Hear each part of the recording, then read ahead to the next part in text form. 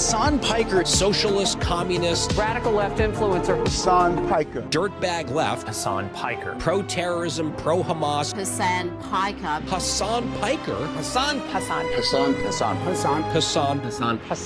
Piker. Going on this vulgar rant, mocking wounded war vet for losing his eye fighting for our freedom. Have you ever heard someone mention the Streisand effect and wondered what they were talking about? This phenomena is named after actress Barbara Streisand. Sometimes when you try to cover something up, you end up bringing more attention to it than if you had just let things be. The assemblyman will not denounce Hasan Piker, who said, America deserved 9/11, dude. the assemblyman just said in his response, Hasan Piker says America deserved 9/11. There you go. There you have it. My friends, we have toppled a political dynasty. Now to the Michigan Senate race, where El Sayed is campaigning in Michigan, appearing on stage at 2 Michigan campaign rallies. He's proactively campaigning alongside Piker. the man who says Hezbollah's flag is his favorite because it's dope. Why would you align yourself for raging anti-Semites? who has defended Hamas terrorists. Calling them the lesser of two Israels compared to the government evils. Lesser of two. That's what I find a bridge too far. When I went up to my good friend Chat and said, hey, can you walk me through some more controversial statements of Hasan Piker? Even ChatGPT went out of its way to soften the edges of Hasan and give me context. Thanks, but no thanks, ChatGPT. Hasan Piker is campaign poison. Placing yourself on the wrong side of a 90-10 issue is only going to make you look bad. It's going to be good for me. It's going to be good for the candidates that I work with. Turns out it was true. Abdul El Sayed at 27%. Oliver Larkin. Amelon Kuros, everybody. Nice to meet you, Hasan. Welcome to the broadcast. Thank you for having me. Oh my gosh. What's going on, man? What's up, dude? Good to see you again. I really enjoyed it. Yeah. How you been? He's trying to get put out. Wow. What's going on, everybody? I hope everyone's having a fantastic evening, afternoon, pre-noon, no matter where you are in the world. I'm Hasan Piker, and this is the HasanAbi broadcast coming to you live from home territory, home turf. It kind of feels like there is no home at this point. For me, home is where you make it type shit. But California, Los Angeles, folks, we are live. We are alive. And I hope everyone's having a fantastic one because today's a beautiful day. Today's a wonderful day. I hope everyone's gotten their HasanAbi Piker disavows out of the way. Quick eye update. It's actually looking pretty good. Okay, I gotta show you this because, all right, this dog is so tired. She just got back from the park and she's just sitting there panting. Okay. Oh my Lord. Okay. Anyway, we're live. iPuff is good. We're alive, and I hope everyone's having a fantastic one. I certainly am. I'm going to tell you all about it. This is part of the broadcast where I tell you about my personal news. But before I get into that, of course, it is 73 degrees, high UV radiation in sunny California, Los Angeles. It is Sunday, May 31st, 2026 is Sunday. Fun day. It's Sunday, super special, super secret stream day. I wasn't supposed to stream today, but I decided why not, considering that we have some elections coming up. But yeah, this is a part of the broadcast where I tell you about my personal news. We're coming to you live from stolen Tongva territory. In any case, folks, say Nixon 5. I will not be saying such things. I will not be speaking out against the GOAT, the king. I'll be talking about that in a second, though. Yeah, so yesterday I ended the broadcast. You said no stream Sunday, like a bonus stream? Yeah, it is a bonus stream. This is the bonus Jonas. I'm the bonus Jonas. This is the bonus stream. You already know what's up. So, folks, let's get it twisted. Let's get it started. There's a lot to talk about, considering that the primaries are upon us. And, you're pretty low IQ. Nice. Great start to the Sunday. But yeah, what did I do last night is a question that many might be asking, because this is a part of the broadcast where I tell you about my personal news. Well, let me tell you what I did. I ended the broadcast. I'm in New Jersey. I shifted the flights back because I was like, we got to get out of here. We got to come back early. And so once I swapped the flights, I sat down. I got me some Wawa. And I sat down and I watched greatness happen. Now, a lot of you probably are familiar with this man. His name is Victor Wembanyama, but we know him as Wembanyama. That's right. I watched greatness take place last night.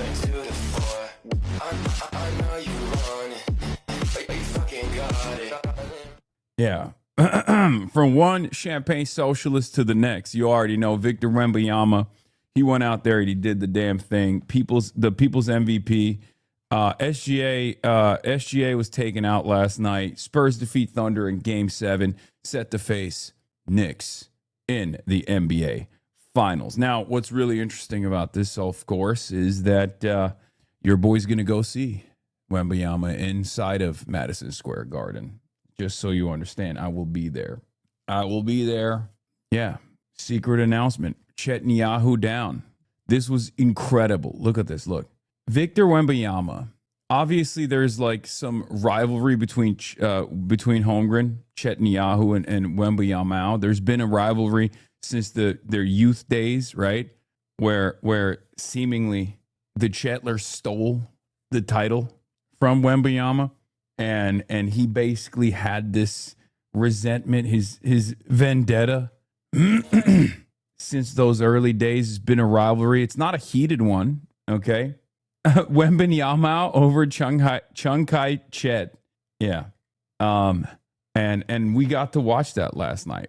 I didn't realize that Frenchmen can be so hateful. I'll be honest. Like, I think Wemby is genuinely redefining our understanding of France, the country, and French people in general, because not only is he an alien, not only is he a fantastic player, but he's a little bit of a demonic entity. Okay, because the way that he was operating up and down that court, I mean, god damn, dude, what the fuck? I mean, look, he very clearly got in Holmgren's head. Look at the way he was performing last night. Dom 2K says, and this is from May 18th. He says, I understand Chet want to hoop, but unfortunately, he's going to mentally have to participate in whatever this is Wemby got going on with him. And it's not even there. It's not even just that, but it's also the fact that I saw Chet Holmgren miss 2 back-to-back free throw shots. When you do that, there's something else going on, right? Because these guys are professional athletes, top of the game. Like, you got the yips. If you miss 2 back-to-back free throw shots, there is something going on inside of your brain. Okay? Look at him passing it off. He's like, no, don't give it to me. I don't want it. Let me reestablish. Oh no. Oh, goddamn. Yeah, it's a home game. I don't know what the hell happened. Except for Shaq, buddy, the NBA has changed dramatically since the Shaq days. We're talking about 2 tall, lanky guys who can shoot, you know? It's the opposite of Shaq. Holmgren and Wemby are playing a very different sport than what Shaq was doing. Okay? In any case, it was a delight to watch. And I will say this, SGA is definitely one of the best players in the league. I mean, it's not even I don't think it's a controversial take at all. People will yell at me. I think it's more annoying that he's such a flop merchant considering how insanely good he is. And it's fucking annoying. It's probably even more annoying that he's so goddamn good. And dude, his like long range contested 2-pointers are genuinely insane. They are not normal. Like, we're talking, okay, this is going to piss off a lot of people. Look, they lost already, so I can be honest, okay? They lost already. His mid-range is insane and maybe even Kobe territory. I said it.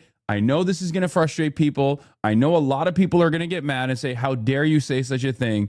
But it is literally, we're talking Kobe territory for sure. Because last night, when he went on that, fucking 15-point run and almost changed the game, I think it was in the second, it might have been in the second quarter. Like, that, watching that take place, I was like, well, obviously, yeah, 15-point run. I was like, this is insane. He's unfucking stoppable. It doesn't matter. It doesn't matter. It's just, I'm being honest. It's not like I'm a Thunder fan in any way, shape, or form, but straight up, his mid-range game, contested mid-range game, in spite of the flop merchant accusations, allegations, which are objectively true, are what truly make him an unstoppable force. Okay? Why are you betraying the revolution? Dude, come on. Aren't you a suit guy? Let's rock it. Man, it's a Sunday and I just traveled. Give me a fucking break. Sometimes it's going to be casual, okay? This is a secret special stream. But yeah, the reason why I'm saying Wemby is an alien but also a demonic entity is also partially because of this. Wemby to Carter Bryant, after he trucked SGA, I'm proud of you. This is beast mode. This is beast mode. Look at his lips. He basically spelled it out for him. He's like, no, I want you to hear this. Your tweet was crazy. Yeah. This dude, Wemby, got Reddit, Genshin, an anime fan, communist, K-pop Twitter, e-girl Twitter, and all of San Antonio behind him, bro. He finna have the greatest PR of all time. It's true. It's true. He does. He is so multifaceted. This also drew a lot of ire from like the politics Twitter guys who also are big sports guys. And it's one of the funniest things you can do when I saw a bunch of tweets being like, oh, Hasan, you don't fucking give a shit about basketball. Why are you even tweeting about this? Shut the fuck up. Get back to, tweeting about politics. And I was like, what are you trying to gatekeep the fucking NBA? Like what is, I'm sorry. Like, this is the thing. Like, this is the most, like, yeah, I'm a fucking LARPer. I have no team loyalty. I only like certain players, and I dick ride them into oblivion. Back in the day, it was LeBron. It still is LeBron, but also now is Wemby as well. I'm shameless about it. I am shameless about it. I'm sorry that I don't have a fucking altar for an individual team, and also, talk about how many failures I've sat through. You know what I mean?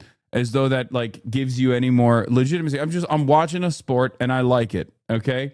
You can't gatekeep the NBA finals. Okay. I'm sorry. It's a thing you cannot gatekeep. This is not to be fair, you're a bandwagon fan. Yes. No, I admit it. That's the difference. I'm the guy who will always say it. I'm like, yeah, I don't give a shit. If you bandwagon the Knicks, I'm going to remember this moment. No, this is a conflict of interest for me because obviously Mamdanistan is in my heart, and obviously Will is a huge Knicks fan. I, on the other hand, do love Wemby. So it's a tough one. It's going to be a tough one, No matter who wins, we all win, I guess. I like I said, I can enjoy things, and also it doesn't matter. Yeah, another Talarico versus Mamdani. Woke is back. Wemby Mania in full force. Greg Kazar, bro, why did you post this, Greg? Why did you post this, my man? This is not good. This is major aura loss for you.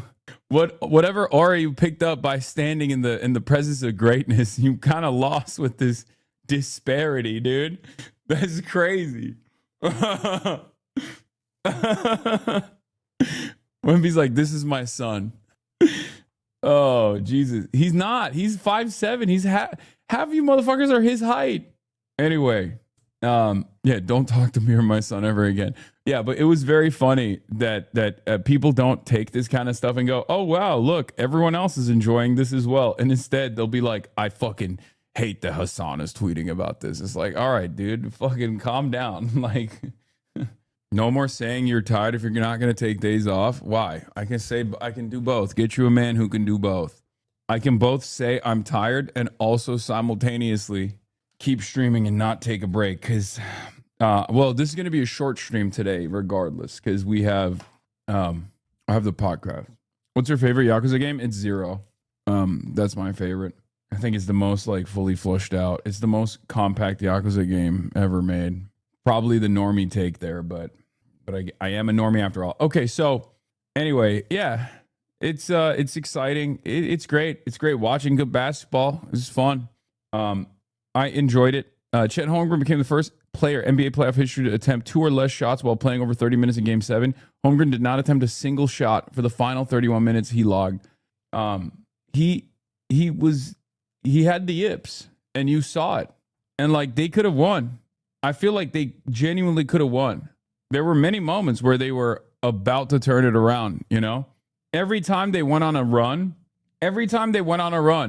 and made up for like a 10-point disparity. There would be a turnover. There would be like a pivotal turnover or the block, the famous Cornette block, the legendary Cornette block that changed the tide of history.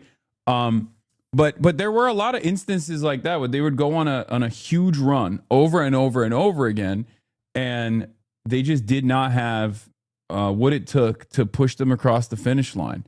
It's very interesting seeing that. But yeah, that block was stupid. Anyway, let's watch this clip as well. Got one more thing to say. He's too humble to say it, but this is the MVP right here. MVP of the league. I'm going to say it for him because he won't say it. Hey, but that's all I got.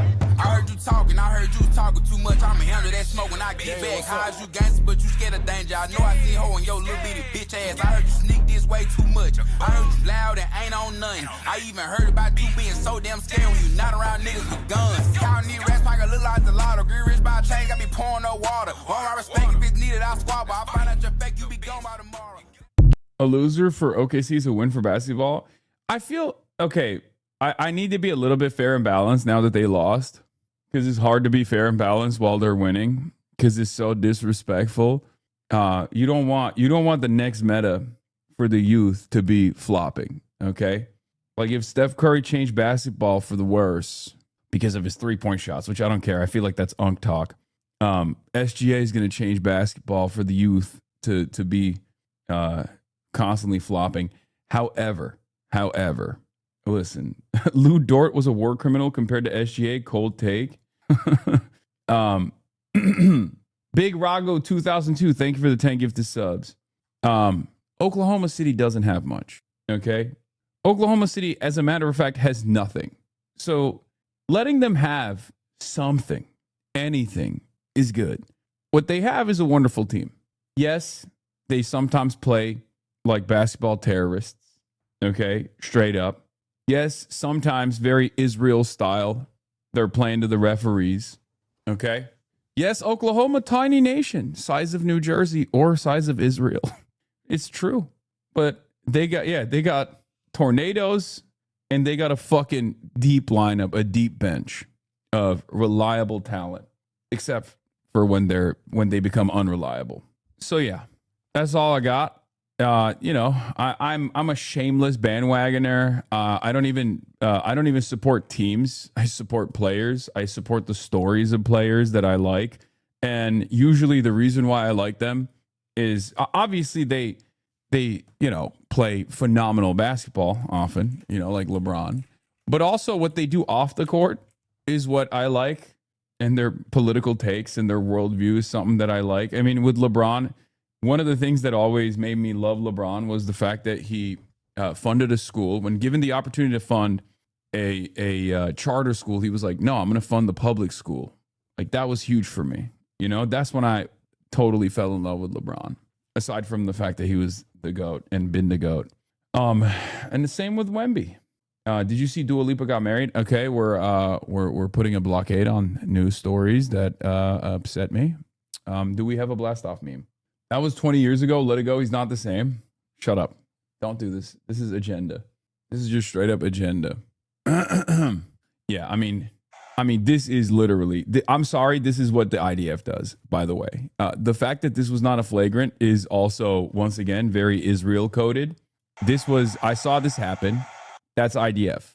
That's IDF. That's Israel occupying force. I mean, Caruso is a militant for the Israeli occupying forces. That's crazy. Not a flagrant, by the way. And if he got back up and pushed him, he would have eaten an ejection. Yeah, they're calling it Krav Maga. Okay? They're calling it Krav Maga. If it was SGA flagrant, no. If it was SGA, ejection. Yeah. Krav Maga, maybe, if you want to call it that. He's bracing for both of their fall. No, are you kidding me? First of all, this is not how this started. Okay, this is a wide open. He was literally wide open. Caruso comes up from behind him, catches up. Instead of even attempting a block, okay, he just straight up pulls him down. That's insane. It's the most obvious flagrant of all time. Yeah. he didn't just wrap his arm around him as he was attempting to go for the ball. He just straight up two-handed pulled him down, dude.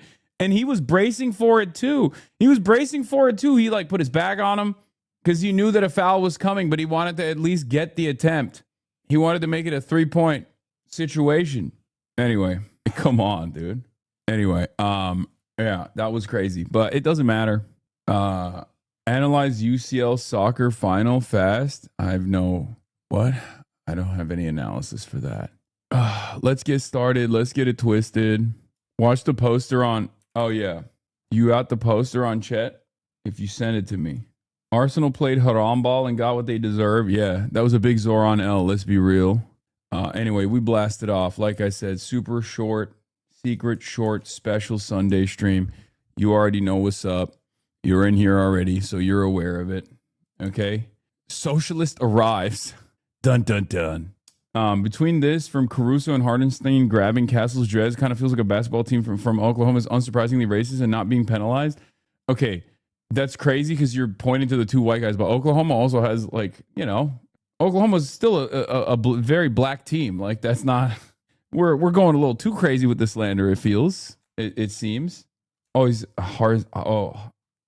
Hartenstein is mixed. Okay, true. Forgot. My mistake. What is this? What did you send me? Well, Nithya whines about a TV hit from 20 years ago. Here she is hanging out a week ago with a pro-Hamas anti-Semite who believes we deserve 9/11. Do you agree with your pal, Hassan Piker? Did you celebrate 9/11 too, Nithya? Oh, God, I don't give a fuck about Spencer Pratt, bro. Why are you even giving this? Why are you giving this any attention whatsoever? Who gives a fuck? Anyway, all right. We're blasting off, folks. We're blasting off. Why the fuck are you online? Go to sleep. I slept all night, and then I slept on the flight. I slept enough. It's time to be awake.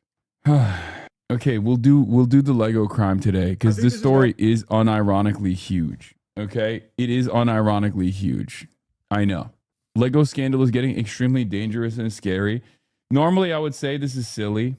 Why the fuck are we covering it? But it's actually become like a major story. I feel like it could even reach like national news story significance because of how incredible it is. How vicious the police have been, how corrupt they've behaved. It's got it all. It's got Legos, it's got victims, it's got moneyed interest, and there's corruption. Yes, by the way, congratulations to Dua Lipa. Congratulations to Dua Lipa. She got married today, officially. Okay, rub it in. I'm just kidding. Anyway, we're blasting off. Yeah, let's start here. Spurs. Look at the emotion from Wemby. This morning, the sound of victory. This is what you want to see. The reigning champion Oklahoma City Thunder are dethroned, and Victor Wembanyama. They were also clowning him for crying.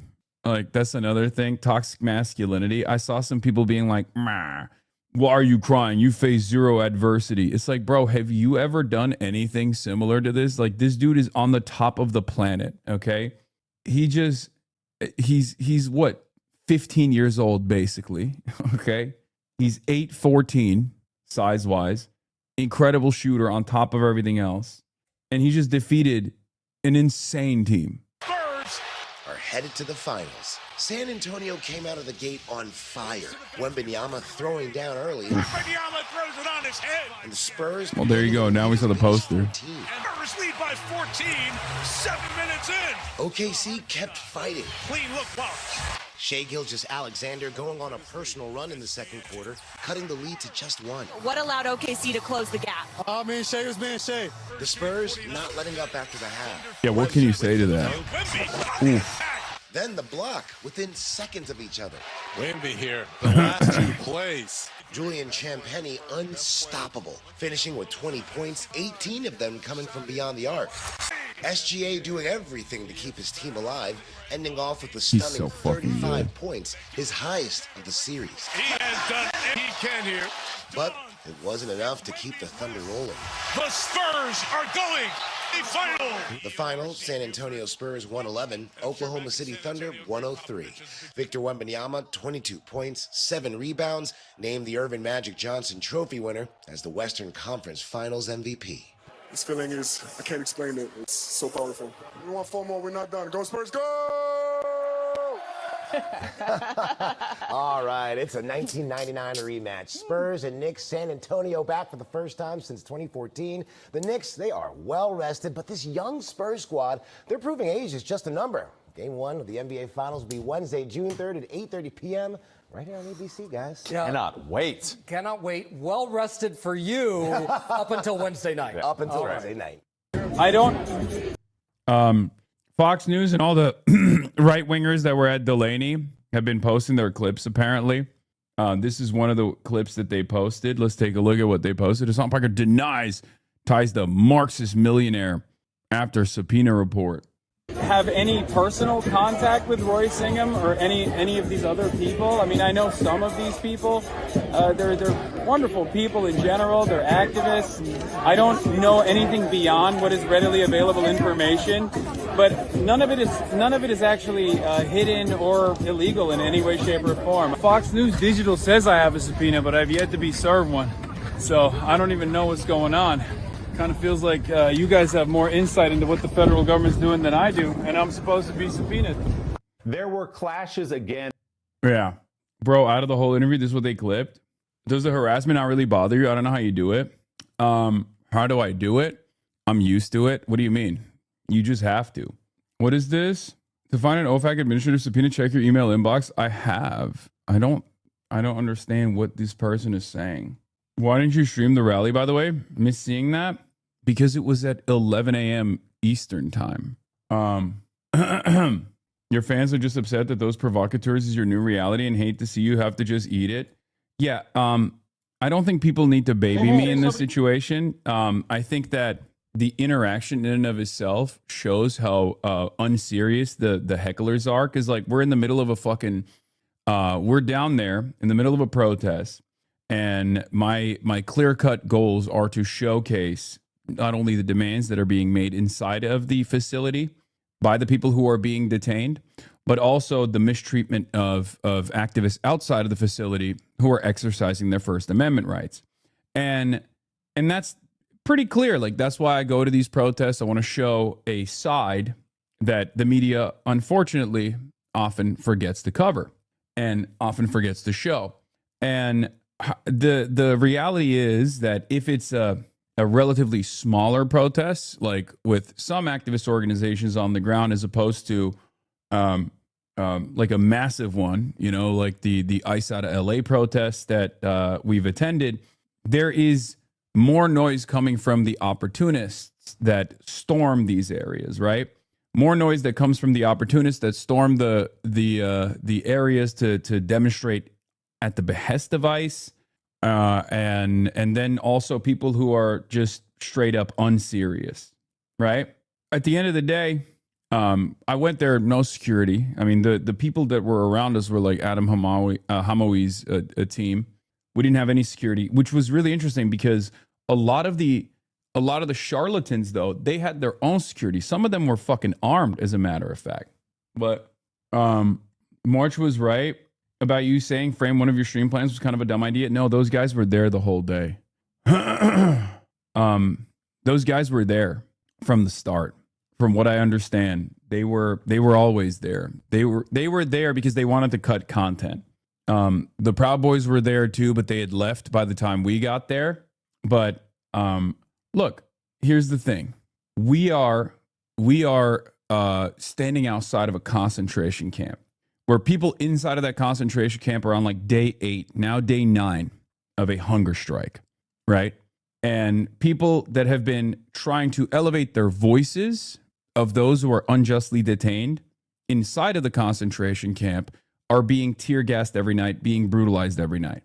If you go there with the express purpose of farming clout by saying you love Donald Trump or to support ICE, to support the Trump administration's processes, and you have no care or consideration for the people inside of that facility who are just human beings, right? If you don't see them as human beings, you're less than an animal. It's repugnant behavior. But there's I think a deeper layer of hell that is worthy for those who go there with no interest whatsoever. Like people who don't even go there to be pro-ICE, and people who don't even go there people who don't go there to protest against ICE, but not even go there for some right-wing purpose, but exclusively to be a nuisance streamer. Genuinely the lowest of the low, true parasitic behavior. The person who said I'm IRLing at the concentration camp was unserious and disgusting clip farmers. Basically, yeah. People who were like, fuck Dan Clancy. People who were like, you shock your dog, all this stuff. Like, these people are deranged. They're just deranged, objectively. And they look deranged. They don't look good in this interaction. It doesn't end up looking good for them when they do this kind of thing. So just simply saying, like, which one of us looks normal in this process is usually fairly effective in denying a clip. I don't really, I assume that that's going to happen no matter what, right? But what was shocking to me was like the actual people. What was shocking to me was the people who were like, you love the Democratic Party, you love the Zionist Democratic Party, fuck you, you love Israel's genocide. Like, dog, time and place, man. Time and motherfucking place. Like, it was crazy that the ultras were like, hey, I see a bunch of fascists that are a bunch of fascist opportunists who are trying to make a mockery of the brave. You mean the singular person? There was like a couple that were yelling. To be fair, isn't what you're describing the same as neutral journalists showing up, though? Well, journalists have a duty to cover what's going on the ground. It's actually not bad to have journalists there, because the entire point of demonstrating outside of this facility is to bring awareness to the demands being made by those inside of the facility. It's to have your voice be heard by those inside the facility so they understand that there's solidarity, that they're not alone, that they shouldn't be scared in spite of the conditions that they're facing. And regular mainstream outlets being there, like, liberal or even right-wing outlets and mainstream outlets in general being there, is not necessarily a bad thing, because it elevates the salience of this issue, right? And a lot of independent reporters also go there to, cut footage in a similar vein. Sometimes that footage gets circulated through mainstream outlets, right? That kind of stuff is normal. What I'm talking about is people that are not there to showcase the conditions inside or to express to express a political position at all. People that are just simply there to try to fire off a clip and gain clout off of it, right? People who are there to antagonize the protesters, to try to antagonize them, to engage them physically, knowing full well that the police has their back. Cam Higby is a great example of this, right? He's the PragerU guy who was like a TikTok right-winger, and then he went to Israel. I mean, he's basically an asset for the state at that point, the Israeli state. He was there the night prior of our arrival. He was there and antagonizing the protesters that were outside of the DELANEY facility, and even would roll up to them and pepper spray them. Like, he wasn't just antagonizing the protesters, he was also assaulting them. And he had an armed security person with him. What we assume is a, civilian security officer, right? He had a security guard with a gun when he was doing that, when he was assaulting people. And then they ran into the facility. They ran into the ICE facility. So they're getting protection from the federal government to directly antagonize and even assault the good, kind, empathetic people who are out there trying to raise awareness and bring attention to the plight of their neighbors being unjustly detained inside of this for-profit prison facility, right? This for-profit immigrant detention facility. The closest analog I can think of is similar to that. What's that? The Faz Baby kick streamer, the one who would just like walk up with his big guards and just like shoulder check people, and then his security guards would come in. Jack Doherty, yeah. Cam Higby is basically doing what Jack Doherty did, but as a right-wing agitator. Yeah. When you do that, you're just Jack Doherty. You go up to people and you antagonize them deliberately while they're in the process of doing something, while they're in the process of like protesting, knowing full well that the federal government with guns, with body armor, with chemical weapons that they have deployed on the people that you're attacking are going to protect you, you know? Offering him additional protection. It's just Israel tactics? Oh, for sure. For sure. No, this is straight up Israel behavior. Straight up. It's additionally shameful because this is taking place in New Jersey, which is supposed to be a sanctuary state. But of course, New Jersey voted for a, CIA governor. And when you vote for a Fed, you get these kinds of Fed-coded behaviors from Mickey Sherrill. Mickey Sherrill herself is not CIA, but she's besties with Abigail Spanberger, who is, she was in the Navy. But yeah, so it was, it was a shameful experience to be a part of, to see what the government is doing. We don't have any real justice, unfortunately. Shameful as far as, yes, I'm aware of the Lego drama. I'm going to fucking, oh my God, I'm going to watch the Lego drama. Guys, it's right here, okay? Dude, they're literally putting your neighbors in concentration camps and starving them and feeding them moldy food, okay? Can we fucking lock in before we start talking about the Lego drama? God damn, dude. Yes, the Lego situation is crazy. I'm aware of it, okay? I'm going to cover it. But just, can we please? Oh my God. Why isn't there a single governor who would even consider using their resources to protect protesters? They lie and they claim that they're doing this to protect the protesters, but they're not. Yeah, I should do Moist Critical style videos and be like, the human trafficking situation in New Jersey is crazy, so that people can fucking lock in for once. Jesus Christ. Anyway, yeah, the Gestapo situation is crazy. Or better yet, we got to get Moist to cover the Gestapo situation being crazy so people actually, so the coworkers actually fucking focus on it. Anyway, I know the Lego situation is crazy. We're going to cover it. I know. It's an interesting story. Let's start here, though. Between protesters and law enforcement outside of an immigration detention center in Newark, New Jersey. NBC's Valerie Castro is on the scene with the latest. Valerie, good morning.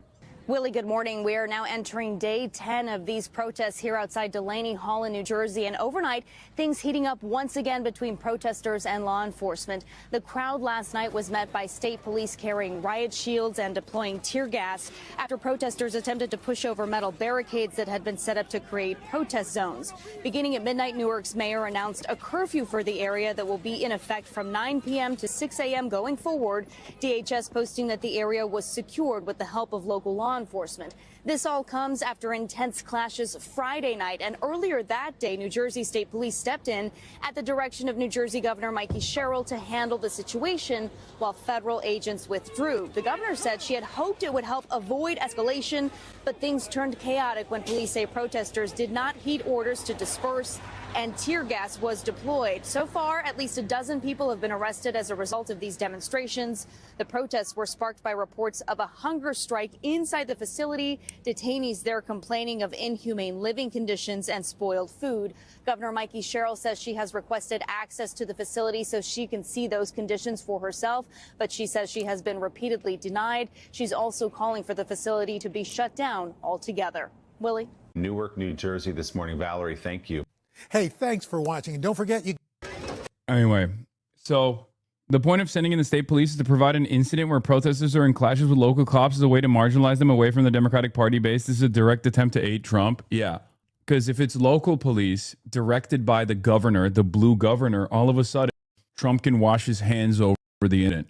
And they'll turn around and they'll say, oh, well, we're doing this because we don't want Trump to brutalize the protesters. It's like, okay, but you're brutalizing them. Like, what you're doing is basically taking responsibility over the brutalization yourself. There's literally no reason for you to do this, okay? There's no reason for you to do that. If you are the governor of a blue state, if you're actually the governor of a blue state, use your police force to protect, if you're going to deploy them, to protect the protesters. Fox told me they're eating gourmet meals in the detention center, but won't turn a camera on to prove it. Of course they're not eating gourmet meals in the detention facility. Now you're saying the detention facility is a for-profit prison, which is, I mean, American prisons are already devastating, right? American prisons are already immoral. There's a reason why other countries like Norway, for example, have a non-extradition policy to the United States of America, because they consider the American carceral system to be so inhumane that they will never send their prisoners to the United States of America, because they feel like it's a human rights violation. Okay? Now that's just the American carceral structure across the board. When you get to the for-profit element of it all, the for-profit prison system is even worse because they are always cutting corners. They're for example, I'll give you one common example that's happening inside of this immigrant detention facility, right? This concentration camp. They have one doctor for the entire facility. They could hire more, and they should hire more, but doctors are costly. And if you don't actually human beings that you are locking away as real human beings, then you don't need to offer them the necessary medical attention. Geo and CoreCivic are the two major for-profit prison companies, right? They are the ones who write the laws. They are the ones who literally write the laws to ensure that there are still mouths being fed, because there are beds that have to be filled inside of their facility. So they write the laws to make sure that there is a more draconian system in place so they can continue making money. Geo Group very famously had an investors call right after Donald Trump got elected. If you recall, they talked about how Trump was going to be a major boon for them because Trump was going to do mass deportations. And mass deportations require concentration camps. That means they would fill their facilities up. They would be able to justify getting billion-dollar contract facilities cost to the federal government, as Adam Hamawi, who's running for Congress right now, explained yesterday, is $10 million a day, $15 billion a year. There are hiccups. I don't know what's going on. I'm not experiencing it. I'm not seeing it on my end. So it's terrifying. It's totally morally repugnant. It's unbelievably unjust, but that's America. So yeah, I'll always respect anybody that puts their body on the line to go out and address this inhumanity, that goes out there, stands outside of a facility like this to demonstrate, to try to offer a little bit more coverage to the conditions inside of the facility when these for-profit prisons are actively trying to ensure no one gets to see what's going on inside. That's also part of the reason why I have no respect and straight up disdain for those who go down there for their own clout farming purposes. It's disgusting. Dude, go be a nuisance streamer elsewhere. You have the entire country to be a nuisance streamer in, and there are so many other places where people do it. Like, don't do it here. Don't fucking do it here, man. That's how is that even possible? Like, I actually don't understand it. Is calling for de-escalation after days of demonstrations outside Delaney Hall, an ICE detention center in Newark. The governor ordered state police to take over operations outside the facility as pro and anti-ICE groups continued to gather Saturday. The move comes after clashes between protesters and police, who established a security perimeter around the area. The governor saying she does not want to give ICE a reason to expand its operations in New Jersey. I refuse to let that happen in New Jersey. I will not give ICE a pretext. Yeah, I won't give ICE a pretext. So I'm gonna ensure that they don't have to do anything because I'm gonna do it myself. That's basically what the meta is here for this blue state and its new blue governor. This is the centrist wing of the Democratic Party, ladies and gentlemen. This is what happens. I didn't want you to fight me, so I just punched myself in the face, you know? It's great. To expand operations at Delaney Hall or across our state. I will not put lives at risk. The protests have been underway since May 22nd. Activists and Democratic leaders allege the roughly 300 people detained are living in poor conditions and aren't being properly fed. I support democracy and I support the freedom to speak, the freedom to gather, the freedom to live. And without having to worry that you're going to get kidnapped off the street by somebody in a mask and a uniform. On Saturday, police stood between opposing groups of demonstrators outside the detention center. The message here is that we love and we respect immigrants who come here and show love and patriotism towards the country. But if you want to immigrate here, there's a right way to do it. The Department of Homeland Security is pushing back on claims about conditions inside the facility and denying reports that detainees have launched a hunger strike. Yeah, except they're not, because Tom Homan did openly admit that they are, and he said that he would actually force feed them with tubes. So I don't know why ABC 7 Chicago is covering what the state is saying as though it's God's honest truth. And they even had that like classic agitator wearing a Persians for Trump shirt too. He went to the protest to be in support of ICE. And it's one of these things that like is one of those takes that is commonplace and is disgusting, honestly. When they're like, oh, why don't these guys come in the right way? First of all, they are, okay? Half of the people that are detained by ICE are people actually seeking asylum. They have court dates. ICE actually knows where they are. They go to their homes to grab them, or they go to the court dates to grab them, as a matter of fact. These people are not illegal. They're even grabbing American citizens at times too, but I'm not even talking about that. I'm talking about like all of the non-citizens that ICE grabs. The overwhelming majority, well, first of all of them, every single one of them that is grabbed off the streets is not like a criminal in any way, shape, or form. They have a civil case with the federal government to get their paperwork. So they're waiting. They're in the process of waiting out their paperwork so they can, work. Many of them also have TPS, temporary protected status, that is revoked on a moment's notice like this in an effort for the administration to justify higher numbers of mass deportations. They're grabbing people with green cards. They're grabbing people who are legal permanent residents for their speech. This is not a normal process at all. And the way that the administration is trying to justify it is totally ridiculous, is bullshit. Okay? I'm not even doing some like, oh, no human is illegal style commentary here.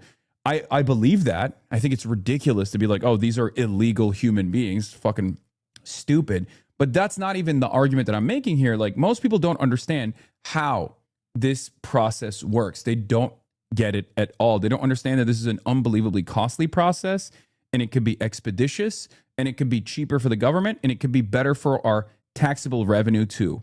Okay? The only reason why there is this lopsided, totally broken processing system in this country is so that we can keep these guys in legal limbo. And when right-wingers come in, we can just show, the right-wingers can just show how ruthless they are to offer red meat to the base, because they're not going to fix your fucking cost of living issues. This administration certainly hasn't done that. As a matter of fact, they've made it worse. But as long as they keep people occupied with this senseless cruelty by cordoning off and kidnapping and possibly deporting American workers that have been working on U.S. soil for decades at a time, with the hopes that one day this immigration system will finally do the right thing and offer them the clearance and the proper paperwork and maybe even naturalize them, right? While they're doing it the right way, the administration is the one that's saying there is no right way to do this. Yeah, it's an ethnic cleansing campaign. People are explicitly being hunted for their language and skin color to keep America white. Yeah, the thing is, that's the goal.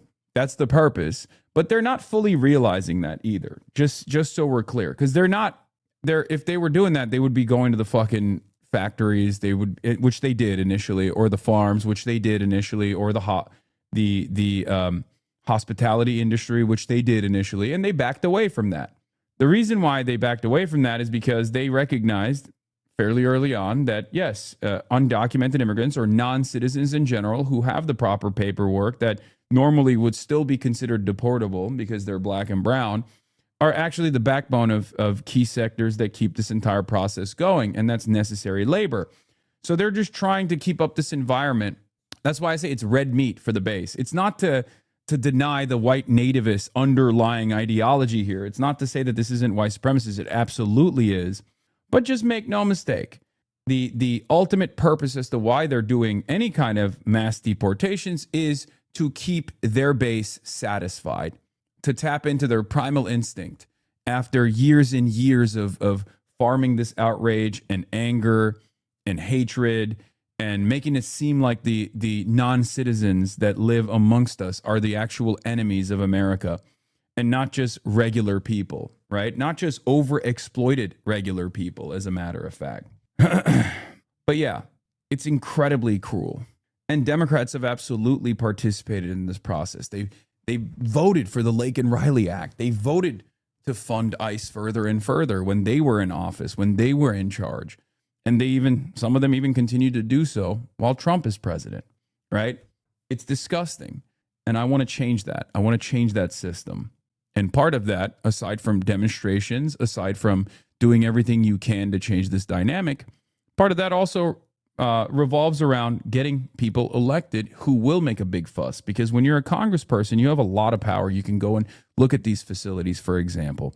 When you're a congressperson, you can also demand, you can also caucus with other members of Congress and demand to reduce the expenditure to ICE, reduce the amount of money going to ICE, demand accountability for ICE. This is how you're supposed to do it. I know it sounds ridiculous. You're like, well, there's no guarantee. And the Democrats themselves are doing this as well, which is true. And that's what I'm trying to fucking change. All right? It's not a one-stop shop. It's not a silver bullet. You don't just vote for the right Democrats and magically everything is solved. That's not how this goes. Okay? But every bit helps. Of Homeland Security is pushing back on claims about conditions inside the facility. Anyway, here is the anti-ICE chaos erupts as governor points blame to national extremist groups. Welcome back. Anti-ICE protesters raging out of control. Tensions boiling over outside the New Jersey detention center. The story is not the far-left activists continuing to rage at ICE in New Jersey. The story is, the real story is the horrifying conditions inside of this facility, okay? And the governor acting as though she's powerless to put a stop to it and using what power she does have to basically work alongside the MAGA movement, alongside the Trump administration, because these are state troopers in anti-riot gear on horseback. These are state troopers that are brutalizing New Jerseyans, okay? And also Associated Press reporters and numerous other people. I'm begging you, I'm in so much pain. Injured Associated Press photographer Angelina Katsanis yells at New Jersey State Police as they refuse to let her go to hospital for a knee injury she got covering anti-ICE protests. This attack on journalists went on for 4 minutes. They're doing Israel shit. They're doing Israeli occupying force shit. Okay? It's disgusting. Democratic Governor Mikey Sherrill backs their cause and refuses to point blame. Watch. New Jersey law enforcement established a peaceful, protected protest zone in the area outside Delaney Hall. We know that people from outside the state have been interfering in the protests and escalating them. National extremist groups have become involved in the protests here today. To the people coming from out of state to create chaos and dangerous situations, you should not be here. You know, I don't recall seeing any violence from protesters. I'd have to look back. Our next guest served as the director of removals for ICE in New York State. Tom Feely joins us now. Tom, Governor Sherrill there is literally admitting the loud part out loud in saying that these outside groups are now coming, but they're coming because they're being paid in many cases to support the simply no deportations of any kind, not even for criminal illegal aliens. Do you think that this is all on her? Good morning. Thanks for having me, Griff. Yeah, somebody might want to get the governor a mirror because these elected officials want to go out there and stoke the flames about laws that have been on the books since 1996 and signed by President Clinton. And, you know, then when it gets out of control, which it always does, we've seen this playbook so many times, they want to point fingers at ICE. And, somebody really needs to get her a mirror, because her and the mayor up there are responsible for these actions. Tom, you are the former director of ICE removals in New York State. I want to address the root cause. So these politicians, and it's not just Governor Mikey Sherrill, it's also Governor Senator Cory Booker and Andy Kim and a handful of members of Congress. They are saying that the conditions are so deplorable in there. Talk to me, because I've been inside ICE detention centers. Talk to me about the standards of ICE detention centers. Like, how can you be? Here's what I don't understand, okay? I don't understand how you can be so fucking heartless that you look at the conditions inside of those facilities and you do propaganda for the government that's doing this. Okay? I truly cannot comprehend that. Like, where is your fucking humanity, dude? Where is your goddamn humanity? How do you become this person? How can you be so fucking heartless? How can you be so shameless? I mean, this is no different than Theresienstadt, right? The sanitized concentration camp, the sanitized ghetto that the Nazis utilize. And this one isn't even the sanitized version of it. These guys are just straight up lying at the behest of the government. And it's not just the government, but it's also a for-profit prison. You're lying at the behest of a corporation whose entire job is to make sure that the federal government continues to grab people off the fucking street, regular people, good people with dreams, with hopes, that are playing ball with the federal government with the hopes that one day the government will actually do right by them, right? You're treating them like criminals. You're lying about how they're constantly doing violence and constantly doing crimes and whatnot. And yet the reality is the exact opposite. It's the federal government that's doing crimes, the federal government that's doing the violence. I don't know. It's really fucked up. ICE has the highest detention standards in this country. The number one important thing for ICE is the care and safe removal of ICE detainees in our custody. I know all the employees. I know the managers. We have a new ICE director in David Venturella, who's very professional. He's an expert in this area. We take it very seriously. And for these complaints and whatnot to be thrown out there like they're true, I can tell you, having done this for 30 years myself, many of the complaints you see are unfounded. Everything is investigated. ICE is probably the only entity in the United States that does detention that is constantly inspected. Well, okay. Show the people then. I mean, it's simple, right? If that's the case, then let's get in the facilities. Transparency, right? This is the most transparent administration. It's a lie. Guys, it's a fucking lie.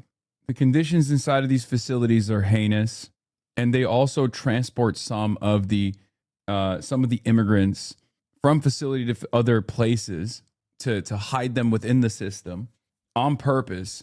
If there's any like high profile immigrant rights activists, for example, they will literally actively move them around away from this facility on purpose, so that even their legal counsel can't find them.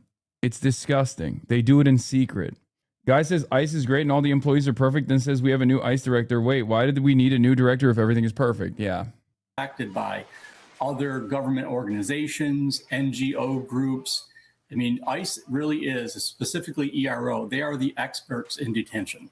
And I want to address one more claim that really, I think, is unfounded, and that is Senator Andy Kim was talking about these detainees are not getting due process. Others have said that, but yet when I talk to my ICE sources, they say every one of these individuals have gotten their day in immigration court, have gotten due process. What say you? No, they didn't, because immigration court is also a sham.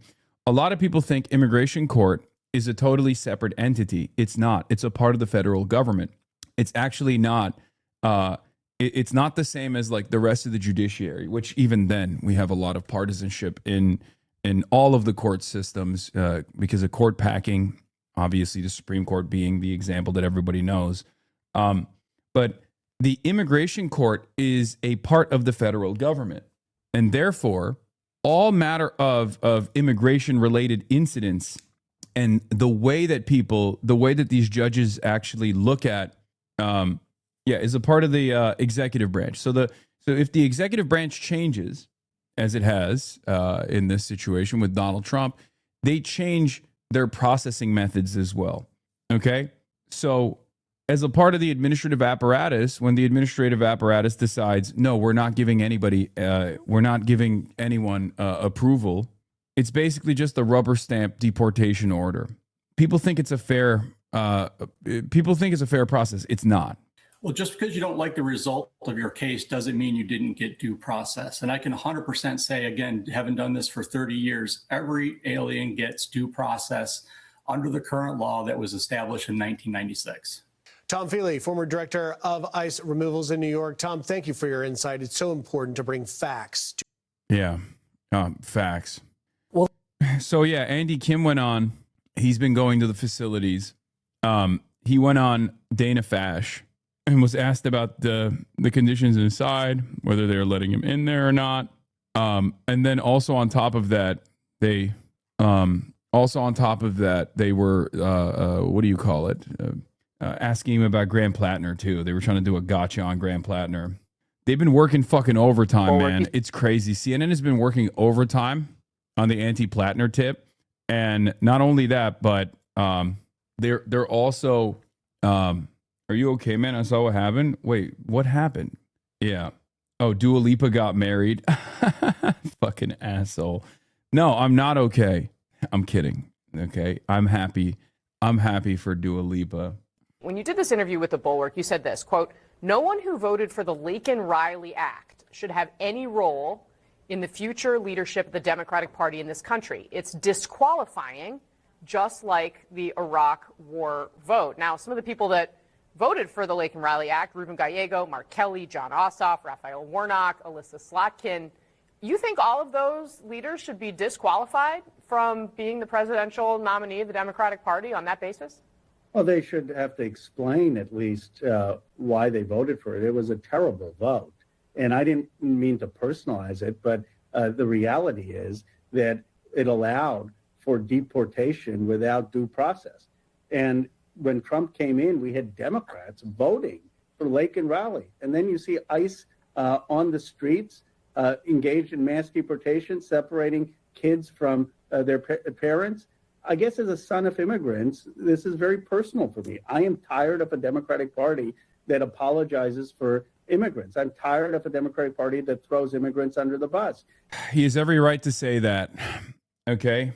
I think a lot of people in the Democratic Party have recognized that factionalism only goes in one direction, or there's only one faction you have to listen to, only one faction that you get your notes from. And that faction is the centrists, the corporate Democrats, the pro-Israel Democrats, right? And now the numbers in the insurgent wing are growing, okay? And there is a real crisis within the party. A party that has always maintained this idea of having a big tent, but never really following through on that concept. And the reason for why they've never followed through on that concept is because they've never had to. They've never been challenged like they are right now. What we demand is that the left flank opposition party, fake opposition party, stop being a fake opposition party, but a real one. Okay? It's the ascendant wing of the Democratic Party, because it is the wing of the Democratic Party that says no more to corporate sponsorships. It says no more to putting profits over people. Democrats that are frustrated with this reality because, you know, their jobs are going to be threatened, you know, if they're consultants or whatnot, or if their jobs are going to be threatened because they're lobbyists. They hate democracy. That's it.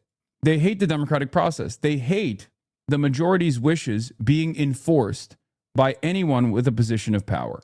And that's why you hear them punch left all day, every day, at a time when the entire party should be united, when the entire, not just the party, but people outside of the party as well, those who oppose what this fascist administration is doing, those who understand that fascism is here and want to fight back against it, should be united, fighting as a singular force. Because we don't have time. We don't have time to engage in factional infighting. Do you oppose fascism or not? And the unfortunate reality is that many people in the center of the party's levers of power, the Democratic parties, they do not oppose fascism. They actually love it, sometimes secretly and sometimes openly. They would much rather protect their comfortable sinecure, their ivory towers, while the rest of the world falls apart. They are not offended by the Epstein class. They're offended by you saying that there is an Epstein class. They're not offended by the fact that we're giving tens of billions of dollars to Israel. They're offended by the fact that you say we shouldn't give tens of billions of dollars to Israel. They're offended at the wrong things. They're mad about the wrong things. Directionally, they're on the side of the fascists. If you oppose the insurgent wing that says we're done with business as usual politics, we're done with do-nothing Democrats, instead of abiding by the wishes of the Democratic majority, then you might as well be siding with the fascists, because that's functionally what you're doing. It's ridiculous. It's disgusting. And hopefully it won't continue. Let's make sure we focus in on what is really at stake here. It's not about me. It's really about the detainees, about the really on the unsafe and conditions that we're seeing within Delaney Hall. And that's what this has to be about.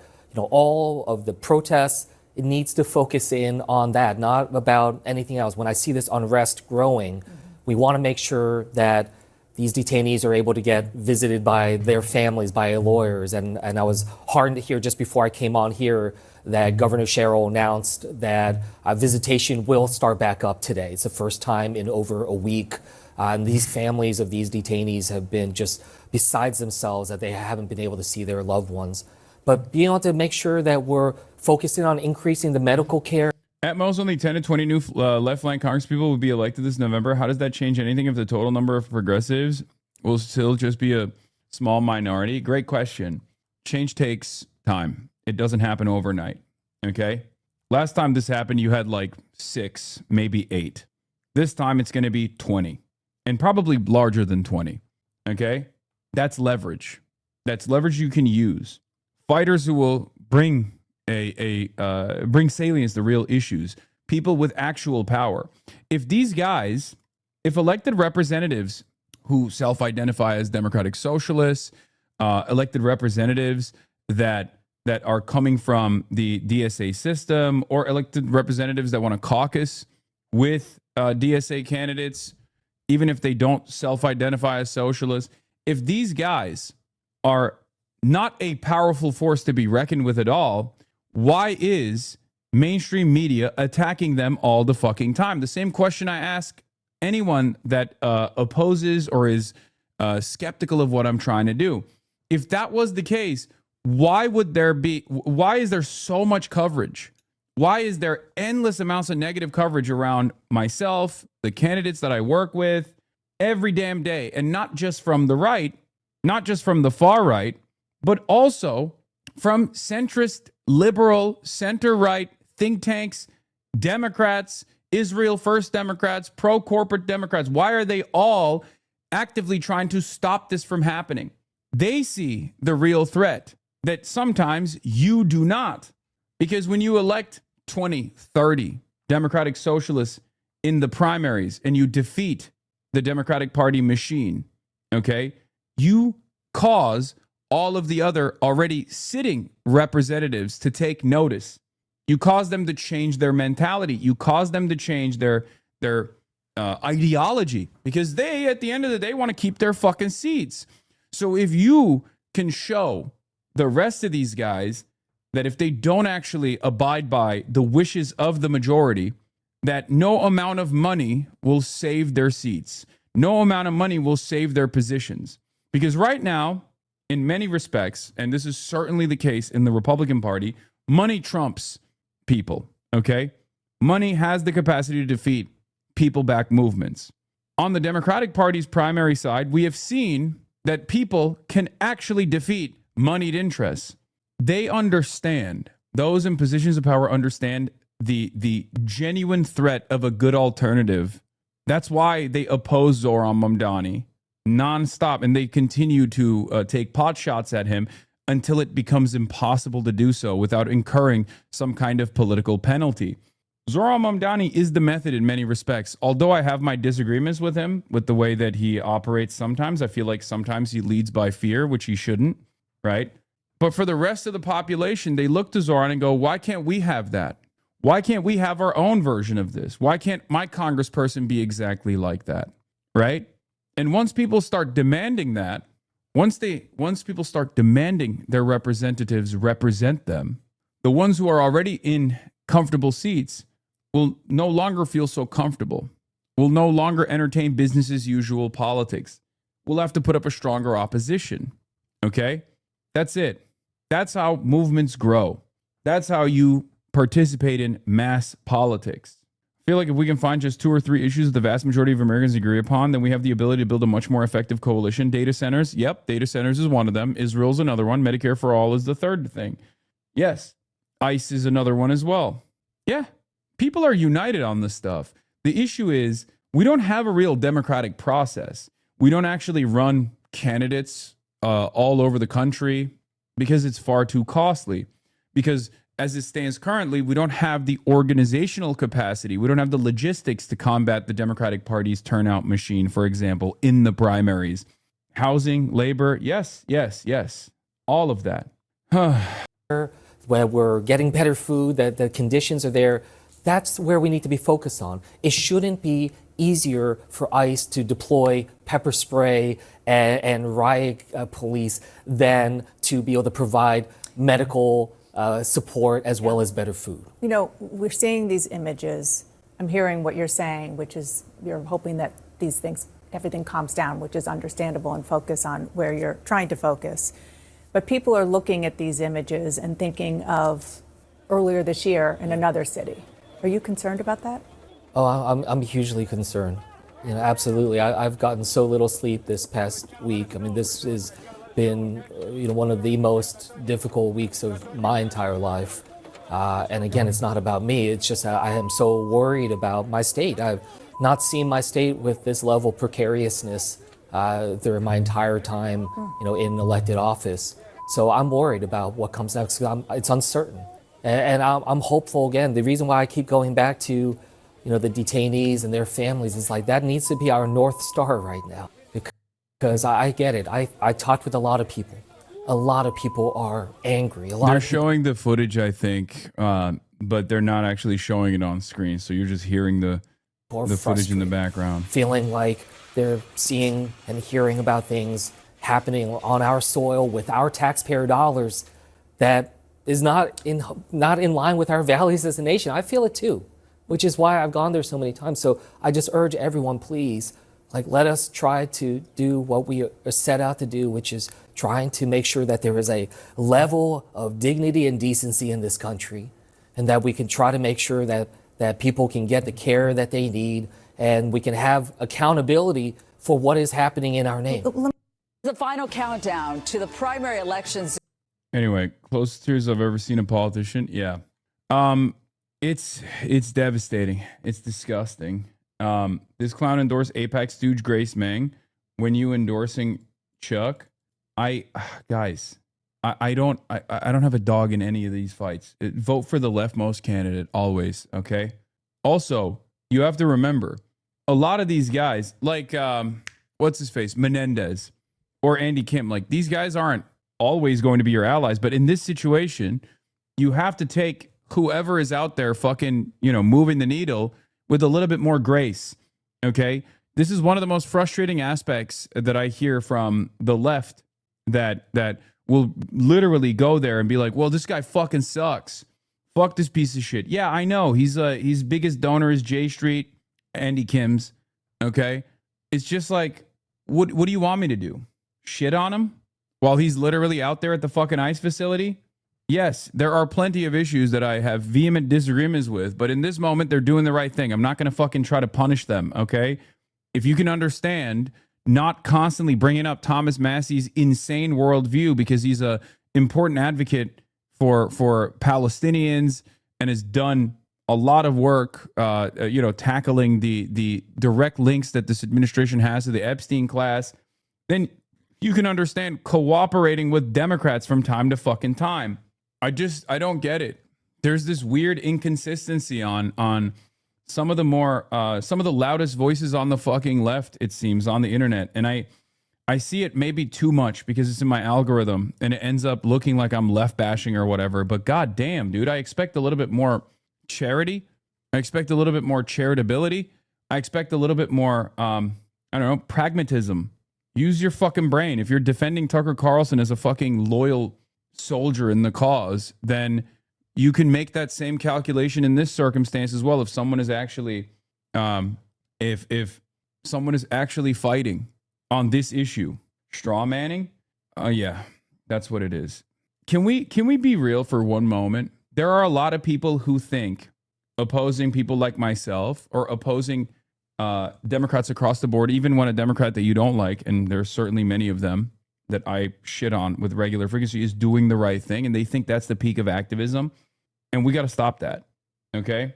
Anyone that's participating in direct action, anyone that's actually moving the needle on an issue, recognizing the humanity of those who are detained inside of this fucking facility, is doing the right thing. And until they stop doing the right thing, like you can make that argument for Mikey Sherrill, right? Mikey Sherrill tried to go into the facility. Okay, great. And then what did she do? She turned around and sicked the state troopers on her own constituents that are protesting outside the facility. Up until the moment she did that, you give her grace. When she actually flips it around, you give her hell. That's how this works. There are a lot of people who are skeptical of these candidates who are not fucking with Tucker Carlson either. That's the straw man no. Oh, maybe. But this is not just about like the hypocrisy of supporting Tucker Carlson and not offering charity or grace. I didn't even bring up Tucker Carlson. I brought up Thomas Massie, by the way. You brought up Tucker Carlson. I was talking about Thomas Massie, and I was talking about my support for Thomas Massie on certain issues, building allegiances and coalitions. Wait, I said Carlson? I might have said Carlson by accident. Sorry. I was talking about Thomas Massie. Apologies. I said I have supported Thomas Massie in his fight against the Epstein class, in his fight against Israel, right? And as far as giving grace to people on certain issues because they're doing a decent job on those issues, like Tucker Carlson, okay? This time I'm using Tucker Carlson. It's the same. And if you don't give grace to either, even if you find yourself to be fucking consistent, you're stupid. Like, do you understand? Like, if you're like, well, I'm actually the most morally pure person. Okay, well, then you have you're behaving with no stakes. You're acting as though we have the numbers already to just like fucking cast aside people. You know what I mean? This is not, a lot of people think like, oh, I'm morally consistent and therefore I'm the best. Well, sometimes you have to be pragmatic and constantly trying to gatekeep certain movements that require mass politics is insanely stupid. How does this not contradict with you saying vote for the leftmost candidate? What? Okay. Viewfinder Praxis. You literally say Steyer is the most viable left candidate. Robinson literally was in the streets with protesters when Renee Nicole Good was murdered. So was I. How was supporting Steyer supporting the leftmost candidate? Viable leftmost candidate is what I said. Viable. You chose to delete that word because viability is not something you care about. It's something I care about. Maybe you don't care about it, and that's fine. We have a disagreement there, right? But you're a 15-month subscriber. I'm fairly certain you already know what my worldview on this kind of stuff is. Glad I listened to the pragmatist for, is it pragmatic for Charlie to keep trying to kick the football? The beatings will continue. Give them grace until Gaza's leveled. Did I say that? Give them grace until they pardon Trump. Did I say that? Did I say that? Did I say any of those things? When I say be pragmatic, I'm not saying, oh my God, vote blue no matter who. Oh my God, vote for Kamala Harris. That's what you're hearing. I'm saying that even if someone is doing that, even if someone is a fucking annoying centrist Democrat, if they're actually trying to get into that facility, I think in that moment it's good. Okay? They're doing the right thing and they should actually be celebrated for doing the right thing in that moment. Why is it that many of you want to argue with the demons in your head instead of argue with the fucking argument that I'm representing? Give them grace. Got it. Oh my God. Oh my God. I am in the dumbest timeline. I'm done. I can't do this. Dude, just be moral. Be the most moral person you can be. Okay? Fuck it. Let's kill all the fucking people inside of these concentration camps and you can just sit there and be moral about it. Okay? My point about pragmatism and fucking organizing is literally the opposite point. Okay? These are real crises taking place right now. Real crises like the genocide in Gaza. We don't have time and the opportunity to just be like, meh, I don't care. And many of you understand that when it comes to building allegiances with like the most radical right-wingers on this particular issue. But when it comes to annoying centrist Democrats who are also in support of Israel on this issue alone, on this issue, if they're going into the ICE facility, if they're demanding changes within the ICE facility, if they're demanding that the Delaney immigrant protesters' needs are met, then yeah, I'm gonna fucking say that's a good thing. You're doing a good thing. Okay? Have some fucking nuance, please. Shove it in your brains. I don't understand where this kind of mentality comes from. People forget that you're one person, that you can't be in every single race. You have to pick and choose your battles. If there's a candidate you really feel is like a viable door knock and organize for them, don't just wait for Hasan. Yeah, that too. Oh, we have to be united, man. What's with longtime subs becoming extremely annoying, impurity spiraling? It's normal. It happens all the time. It happens I mean, look, I think it comes from a place of recognizing how devastating the realities are, recognizing your sense of powerlessness. It's the one last bastion, one last gasp before you give it up entirely. It's a place of hopelessness where you go, you know what? I can't move the needle on anything serious, so I'm just gonna fucking talk shit in a Twitch streamer's chat. I feel like it's happening a lot more lately. I know. What is actually kind of crazy to me is that this is a very interesting moment. It's a very interesting moment in terms of like opportunity, in terms of actually making some changes. And I do notice that people get far louder. I do notice that people like that get far louder when there is some change happening, but it's not fast enough, right? It's not significant enough. I don't understand how people can look at the current predicament, look at how devastating the reality actually is on the ground for so many of these people, what their everyday conditions look like, and say, fuck it, I'm giving up. I think that's all this is. I think it comes from a place of drowning in the indecency.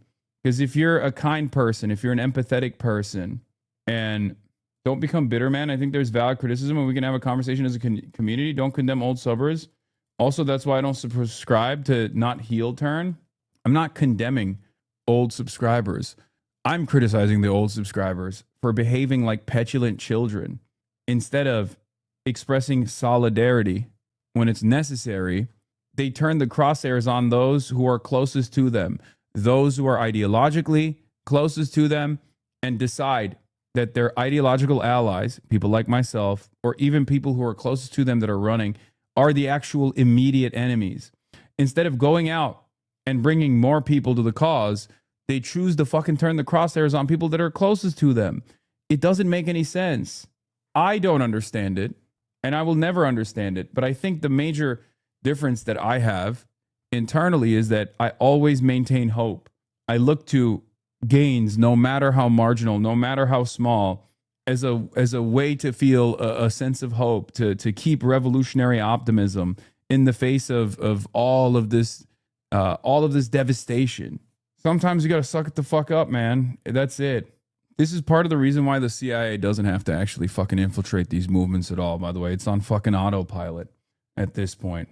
The only thing I can do is show you the fear that centrist Democrats have in their hearts, in their eyes, in their minds, the real fear that they have towards their left flank. And if you can't stand up for people on that left flank, then you might as well be siding with these centrist operatives. And many of you don't see that.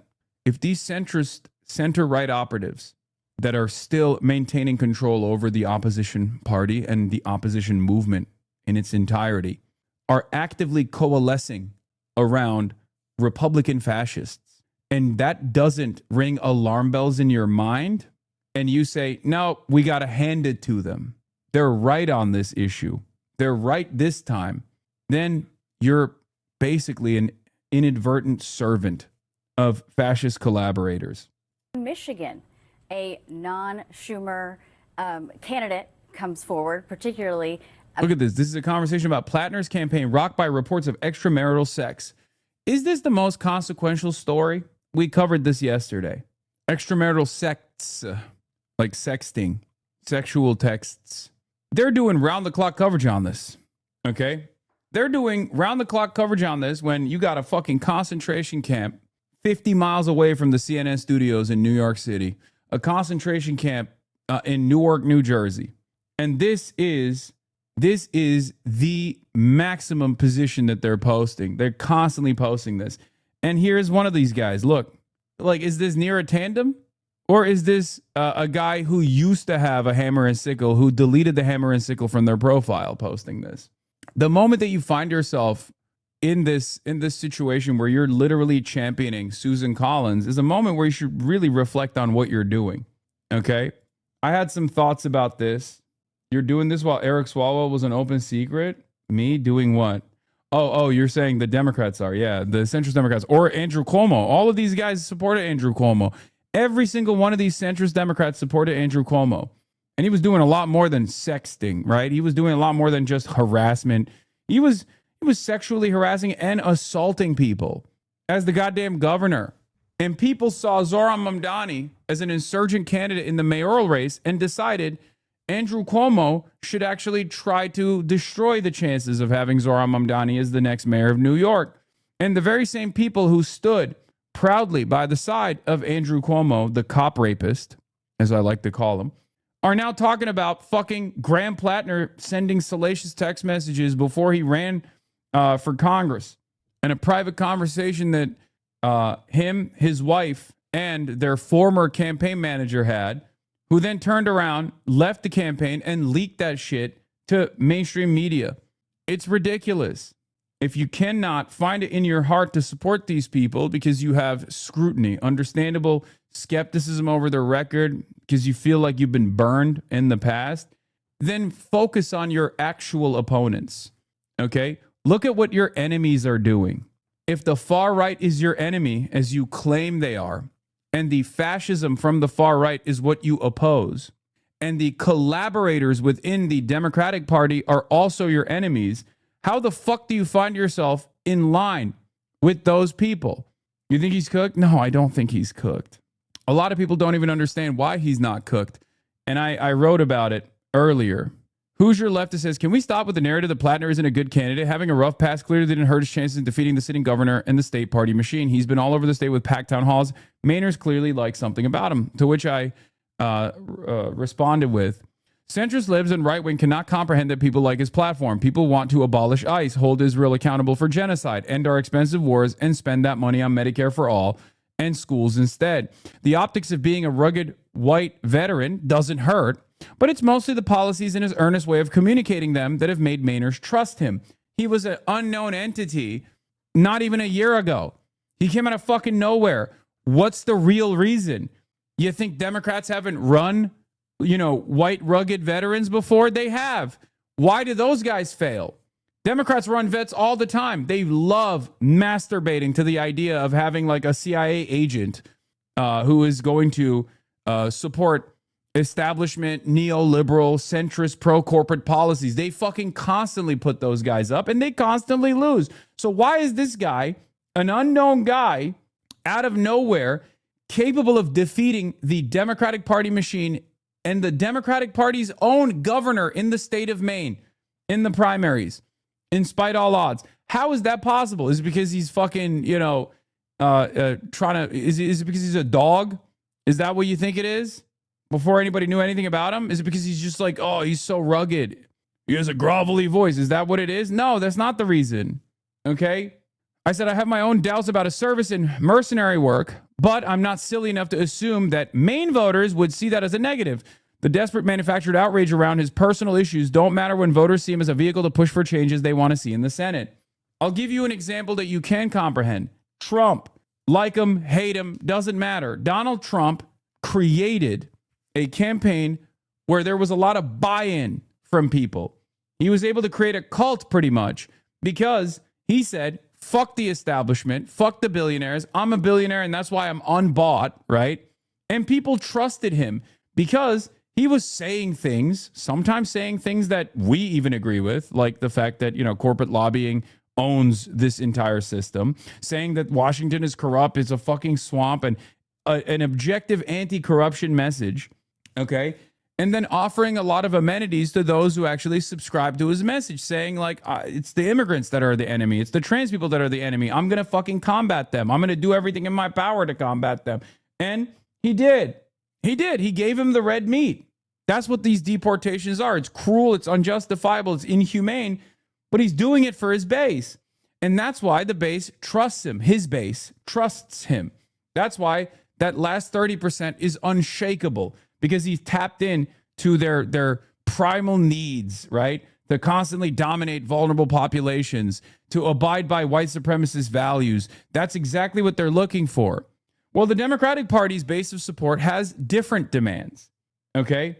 The Democratic Party's base of support demand that their politicians fight back against corporate interests.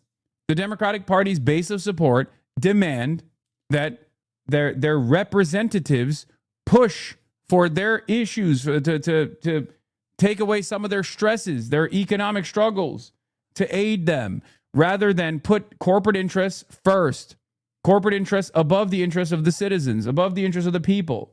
So when a politician comes out and is capable of saying those words, and also capable of establishing credibility in this space, no matter how lesser known they are.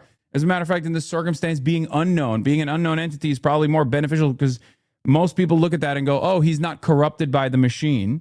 Okay.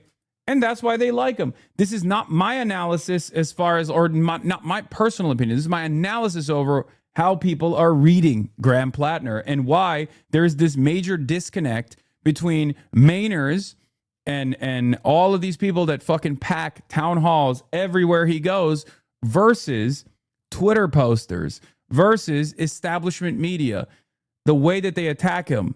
And when it doesn't work, they turn around and go, why is it not working? Why can't people see what we're seeing? This is a bad guy. Okay. The other thing I said, off of what Elijah Manley said, many of the same people virtue signaling about Graham Plattner supported confirmed rapist Andrew Cuomo. I said, if Graham Plattner was pro-Israel and against Medicare for all, the same blue no matter who Dems working alongside the Republicans to deny their own party a majority in the Senate would be presenting him as the second coming of Jesus Christ, which is also true. They don't give a fuck that he has a totem-cough tattoo. Are you kidding me? None of these guys do. None of them ever cared about that. And they love that he was they would love that he's a grunt. Are you kidding me? They would love that he's a fucking machine gunner for the Marine Corps who's like demanding more reasonable politics, you know? Oh, we got to subsidize the Affordable Care Act. Like, they would be like, oh, I'm nutting the fattest ropes of all time.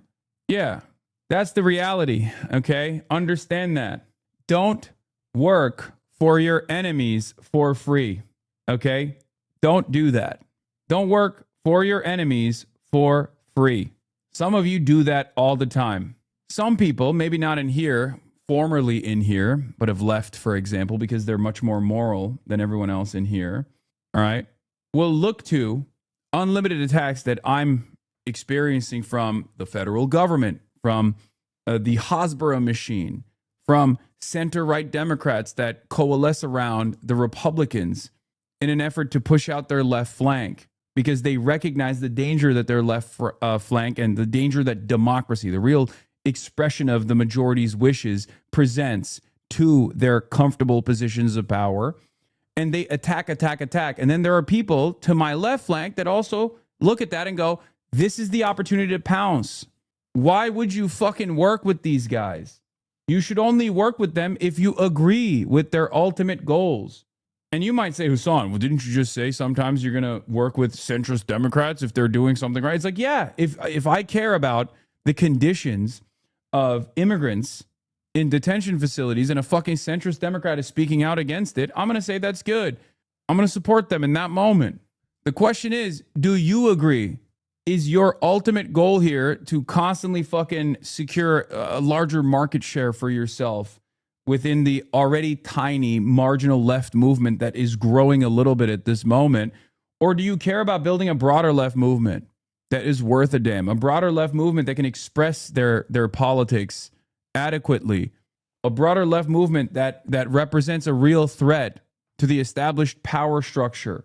Because if the answer is you want that, if the answer is that you demand it, then attacking people that are closest to you are the most idiotic way that you can do it. They think you are a roadblock to a third party, so taking you out is a good thing. They're delusional. Yes, I know. Sectarianism is poison. Factionalism amongst the left is always poison. Shannon Wass is trying to defame Katz from Bangor Daily News. Plattner's campaign manager Morris Katz tried to stop Genevieve McDonald from sharing information about Plattner's infidelities, which he had since the beginning of the campaign, with threats of defaming her. Just to be clear on where we are right now, Katz wrote in the message that McDonald shared exclusively with BDN. If the story goes in its current iteration, we'll communicate directly on the record and by name that Genevieve violated the personal trust of Amy and Graham and shared explicit falsehoods to sabotage the campaign. Wait, that's true. So what? You're mad that you're fucking mad that like the agency that's like working with Graham Plattner is frustrated that a campaign manager would betray the trust of the people that were close confidants and also hired this person? What the fuck? I love you all. I love that you all now get to know how shit of a person Genevieve is. She used to be my rep. The Plattner team massively fucked up in hiring her in the first place. She's always been like this. There are some details missing from this story. I hope it'll be updated. The Wall Street Journal called me Friday morning to tell me they were running a story that they had verified through multiple sources. I had spoken with them months ago off the record, so it was a courtesy call. I'd probably still get some blowback. After Wall Street Journal reached out to Plattner campaign for comment, Morris Katz demanded that I call the Wall Street Journal, retract my comments, tell them their reporting was inaccurate, and send him a recording of the call. When I refused to lie for the Plattner campaign, he just sent this text. Yeah, and then we saw the rest of it. So I went on record with the New York Times. I did not wake up this morning and think, you know what, my life is pretty good and peaceful, I should burn it down. There's a backstory there. I will never allow myself to be threatened and intimidated by some punk kid consultant from New York City. I was wondering about that. Oh yeah, you're so fucking brave. These freaks are empowered by the perceived left media punching left. Yeah. The convention just voted to stand and observe a moment of silence for Derek Chauvin. The moment of silence was observed immediately after that vote and was brief. Crazy detail in day 2 of the Minnesota GOP convention. Jesus Christ. Look at the media literally going after every single Democrat that goes on the Sunday shows and being like, well, do you have a comment on Graham Plattner? Will you attack Graham Plattner? Will you? Because look, at this point, Graham Plattner is the Democratic candidate, right? That's it. Janet Mills dropped out. So he is the Democratic candidate. These are the vote blue no matter who institutions, right? These are the institutions, like liberal institutions, that are backed by vote blue no matter who Democrats, former Republicans who become vote blue no matter who Democrats. This is not even a question. Like, they're doing the exact same thing that they did to Zoran after he won the fucking primary and trying to spoil it, to game the system, to tool the system to make sure that the Republican wins. The broader message here, the broader point here, and the only reason why I care about this beyond, having another voice that's anti-Israel in Congress is good, having another voice that is pro-Medicare for all is good. But the broader reason why I care about this is because if Graham Plattner wins against Susan Collins, which currently, as the polls show, he has a really comfortable margin of victory, but that doesn't mean people should get confident or comfortable, is that it destroys one of the major arguments of electability, that left flank candidates are not electable. As a matter of fact, left flank candidates are so electable that even if they have a litany of controversies, people still want to vote for them in fucking purple states to unseat Republicans. That's a huge deal for these people. That's a huge blow to the consultant class. It becomes undeniable that you can run avowed open socialists and open anti-Zionists in every fucking seat. Do you understand? That's what this means. Every consultant for the past 3 decades that has made millions of dollars has made a living justifying their multi-million-dollar salaries by claiming, oh, we have to pivot to the right. We have to pivot to the right. We have to abide by neoliberalism. We have to pivot to the right, and we have to be pro-corporate Democrats. Why? Well, because AOC and her kind can win seats in comfortable places like New York, but you can't win that in places like Maine, and you certainly can't win that in places like Alabama. Well, bitch, you've been losing Alabama and Maine for decades. Yeah, Kyle Blomquist is right. What terrifies people the most isn't that someone like Abdul might lose, is that someone with Abdul's politics will win exactly where they've told people Abdul's politics can't win for decades. And once that spell is broken, their time is up. That is precisely the point. Okay? That is what they fear. They do not fear a defeat. If they feared a defeat to the Republicans, they would shut the fuck up about Graham Plattner's sexts or Abdul El-Sayed not being an electable candidate or attacking Abdul El-Sayed from the right. Do you understand? If they feared a Republican winning, they would not have positioned Andrew Cuomo as a spoiler in the race against Zohran Mamdani.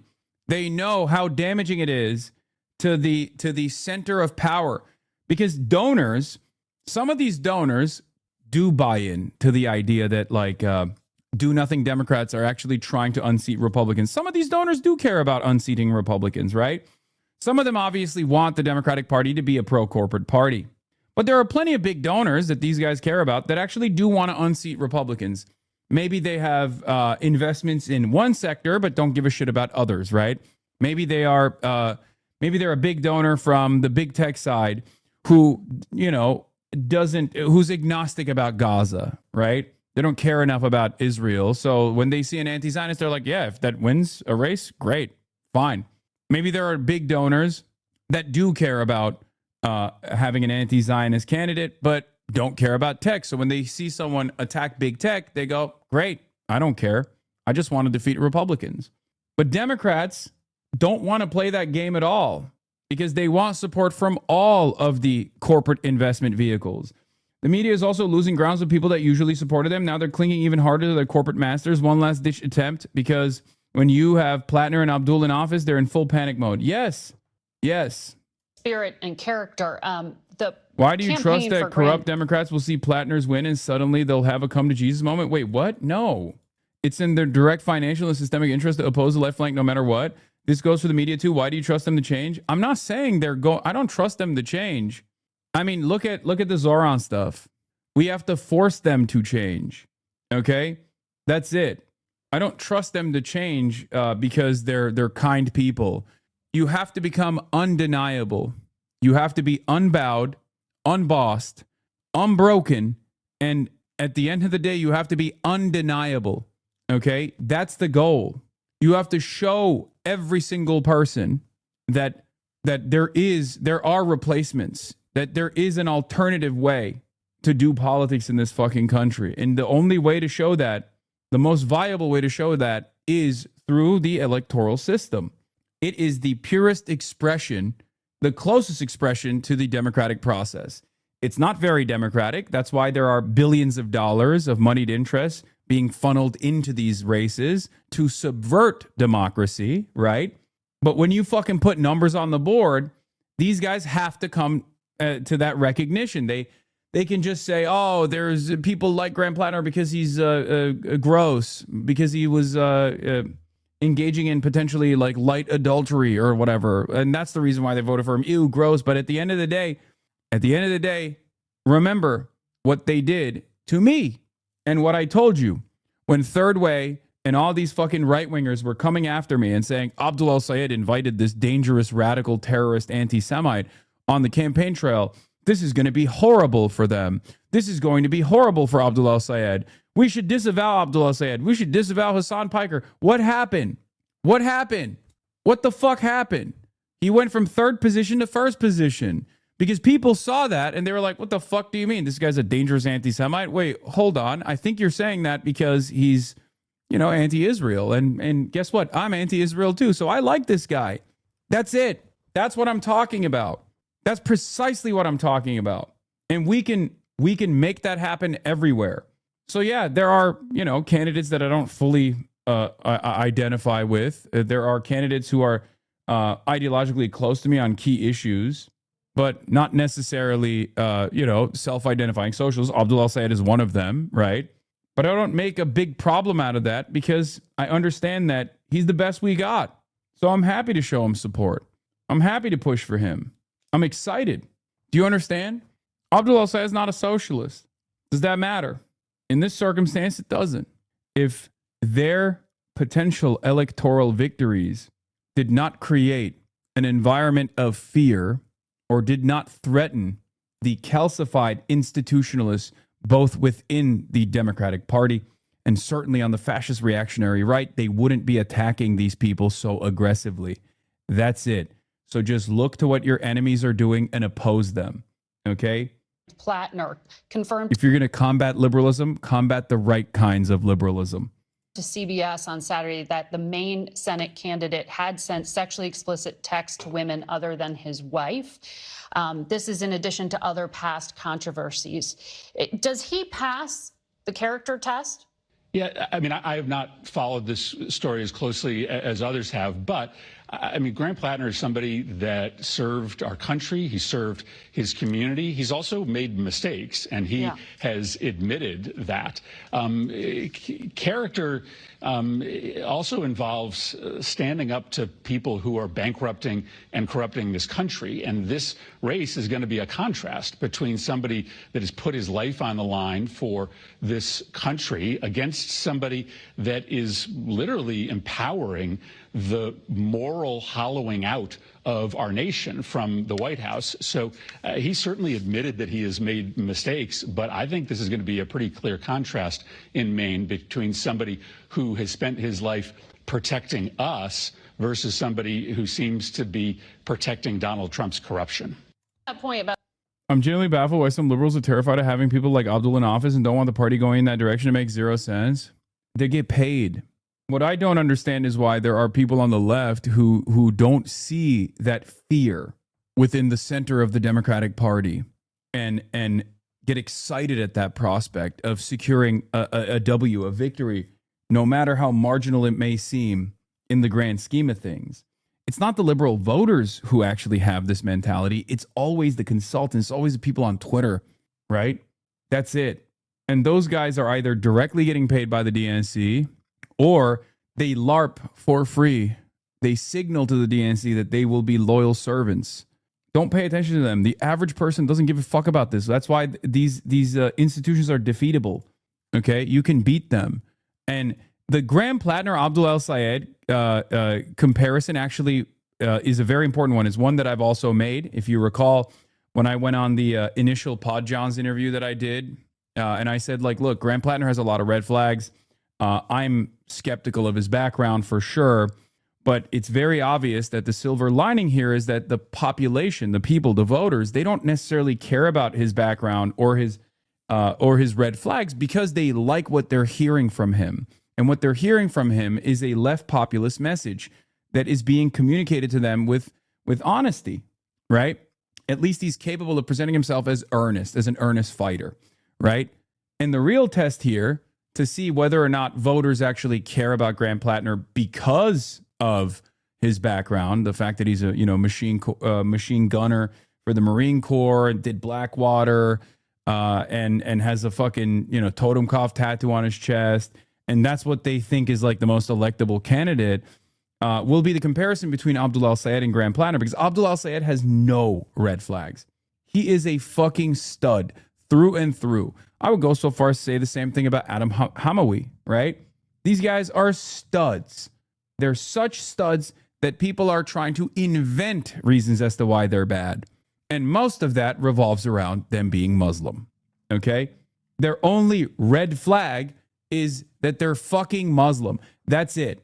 Now, liberals still haven't reached the point where they openly say the quiet part out loud. They try to find justifications to create a permission to say, oh, he's not really electable because he's got, scary affiliations. He affiliates with Hassan Piker. He said this or that. We'll bastardize the way he's talked about the initial attack against Iran. We'll try to make all of his very normal majority approved positions into positions that are actually weird and scary. They're Islamically arguing against Israel, right? They're not actually arguing against our weird loyalty and allegiance to the nation state of Israel as it's participating in a genocide in the same way that the fucking majority is. They're doing it Muslim style. That's weird and scary. So they do that. They do that, right? But Abdul El-Sayed has no red flags. So why is she saying this? CNN is not only trashing Graham Plattner, but also Abdul El-Sayed. Abdul El-Sayed is an Oxford and Columbia educated doctor who was the health officer for Detroit and served on Joe Biden's healthcare task force. The only thing that makes him unconventional is that he's an Arab man from the state with the largest Arab percentage in America. That's it. The positions that he holds are unbelievably popular, whether it be, talking about Israel in a critical way, talking about the for-profit healthcare system that we have in a critical way, and demanding Medicare for all, demanding a change with our relationship with endless militarism. All of these are incredibly popular positions. They're incredibly popular positions amongst the base, and not just the base in the Democratic Party, but just the broader base of voters, right? But you know where they're not popular? In DC. They're not popular amongst the political class. And that's why they're doing everything they can to tarnish him, to tear him down, to make it seem like he's actually not a safe bet at all, but a scary one. They're trying to rehash the electability arguments over and over again.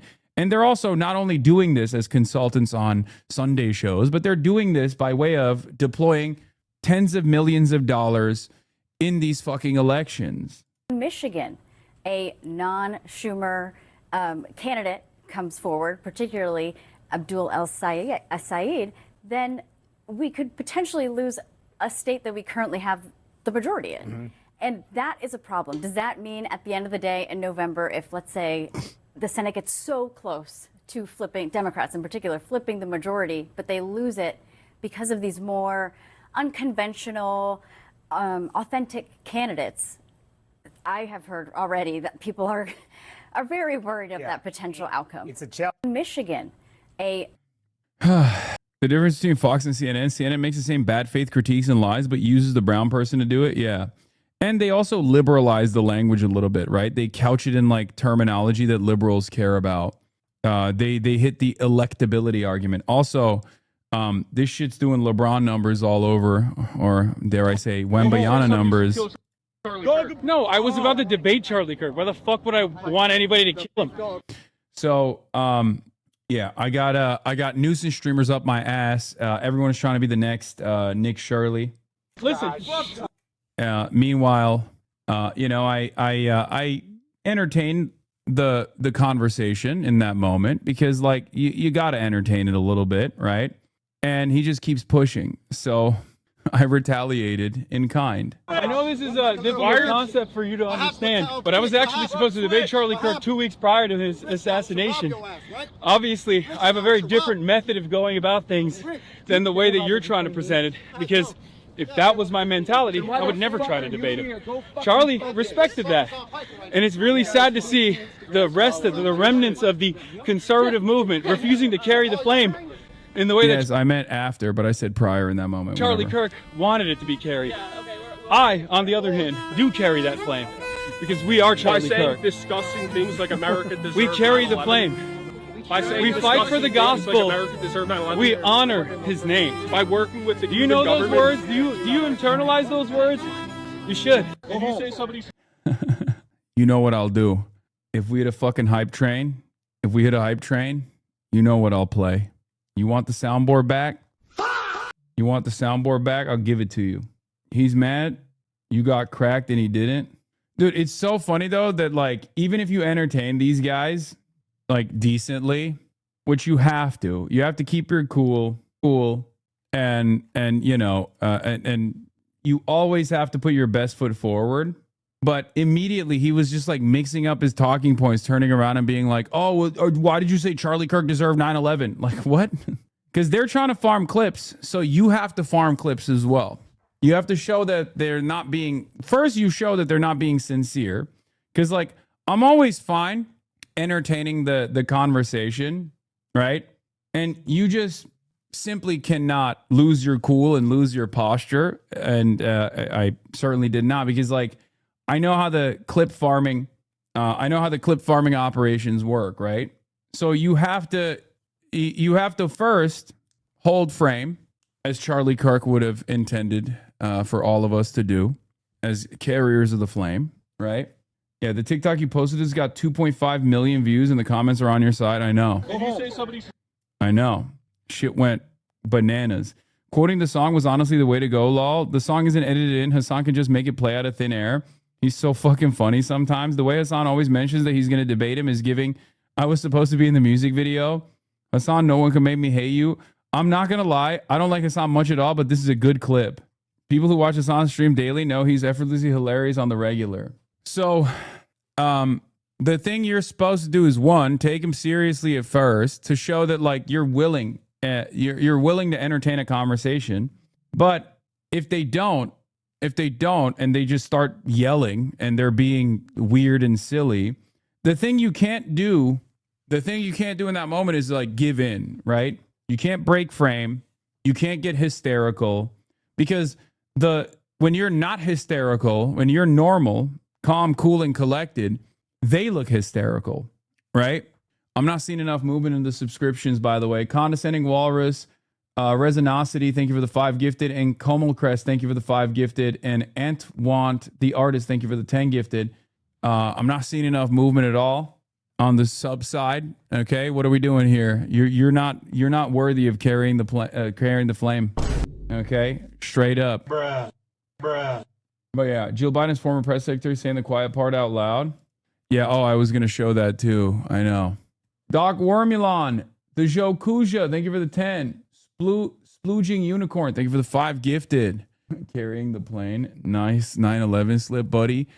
Undying Machine, thank you for the 10. Find Your Socks, thank you for the 10. And wait, who did that big burst? I was telling my roommate about this. Going on the Noah pod was good because one of the main reasons I enjoy your content is your sense of humor. So that was a good place to show it off. Maybe more people will see it. Mike Moon, 22, thank you. Bezila, thank you for the 20 gifted. All right, that's enough. We can hit that. We can hit it now. But like I said, when it doesn't work, when it's clear that they just like are not invested in having like any sort of serious conversation, which many of these guys don't care because they're not even fucking smart enough to like entertain a debate or anything. They just like keep slamming talking points back to back. Then you can just fucking you can just diffuse the situation by humiliating them a little bit, by engaging in a little bit of fucking humor, right? And that's it. That's what I did there, because it was obvious to me that there was not going to be any sincere conversation to be had in that moment. But you got to show that you're willing to entertain it. Also, this shit got 47K likes on Twitter too. It did bananas. It did bananas numbers on Instagram, TikTok, everywhere. People loved it. How did you not pop off on the other guys though? Well, there's a degree of pop off that you can do. You can't like, if there's a fucking kick streamer who's just like literally belligerent, like, brother, you also have to pick and choose. Okay, you can't fight a fucking homeless crackhead. What do you want me to do?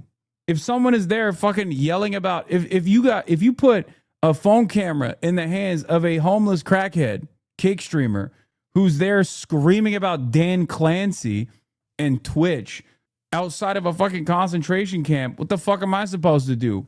Become a crackhead? The other guy is more like, there's varying degrees. You got Fox News, which is like the most professional, okay? The most professional fascists are obviously at Fox News, and then underneath that, you have like the Nick Shirley style, Nick Shirley style clip farmers that are, trying to get a PragerU job, so they have to maintain a level of professionalism while they're bird dogging you. And then you have like straight up unaffiliated psychos who will, basically behave like what's the guy, Chud the Builder. Fox News being the ceiling on professionalism is depressing. Yeah, but that's the case. And for the guys who are just insane, the best possible thing you could do is just be like, do you feel like you look good and normal here? What's up with the dude calling you fake socialist? I don't even remember which dude you're talking about, but who gives a shit? Yeah, okay, sure, I'm a fake socialist. Yeah, always deny the clip. Always deny the clip, because people will take it on the internet and portray it in whichever way they want to portray it. But the best thing you can do in that situation is just like jujitsu your way out of it by just denying them the clip. Deny the clip and then counter clip farm. I'm a numbers guy. Anyway, there was some other stuff I wanted to talk about as well. Candidates for LA Mayor, California Governor make weekend push. Let's take a look. Tuesday. Unfortunately, not the best, but Not the best set of circumstances, but it is happening. The gubernatorial race is starting to narrow with a new poll showing the front runners. NBC4's Annette Arriola outside a vote center in Pasadena. Annette, good morning. We've seen 3 polls in as many days. Who's leading the latest one this morning? Michelle, right now there are 3 front runners. 2 of them are Democrats. According to the latest Emerson College poll, it is Javier Becerra that is leading the field right now with 28%, followed by Tom Steyer with 22%, and coming in third. By the way, this is literally the best option. There is straight up, if you're worried about voting for a fucking billionaire, you don't want to do it on its own. I'm not going to tell you to do so. Especially because like there are certain, like I think I'm gonna be honest, Tom Steyer, his platform is the leftmost platform that is viable, right? Straight up. That's the case. Also, Katie Porter at 5%, brilliant work. Good job, Katie Porter. So my union is pressing us to vote for Javier. Don't do it. Here's why. Well, one, Javier Becerra is fucking evil, is a creature of the Democratic Party machine. But I'm going to tell you something here, okay? Javier Becerra, between Tom Steyer and Javier Becerra, one is a billionaire, the other one is a servant of billionaires. One is a billionaire, the other one has all of the other billionaires spending against him. Tom Steyer is the billionaire that all the billionaires and all the corporate entities in this state that have fucking ruined our lives are actively trying to make sure it doesn't reach the gubernatorial seat, right? But there's another alternative here. There's another interesting scenario where it's a dual Democrat at the top of this ticket. If by the time the midterms come around, if Javier Becerra is matching up against Tom Steyer, it's over for him. Okay, Javier Becerra will lose. The Democratic Party machine will lose. Tom Steyer will 100% win. That's number one. Number two is if you ice out the Republicans from this race, okay, if you ice out the Republicans from this race and it's a Becerra-Tom Steyer matchup, that has down ballot consequences, tremendous down ballot consequences, because no fucking Republican now cares about even voting for a Republican, so they don't go out and vote in the midterms. So even if you're not going to vote on lesser evil or you know, the most viable leftmost position or any of those things, you should vote to ice out Steve Hilton and Chad Bianco, who doesn't have a shot really. Because then in the jungle primaries that works, because we have an open primary system, a jungle primary system where the top 2 make it to the general.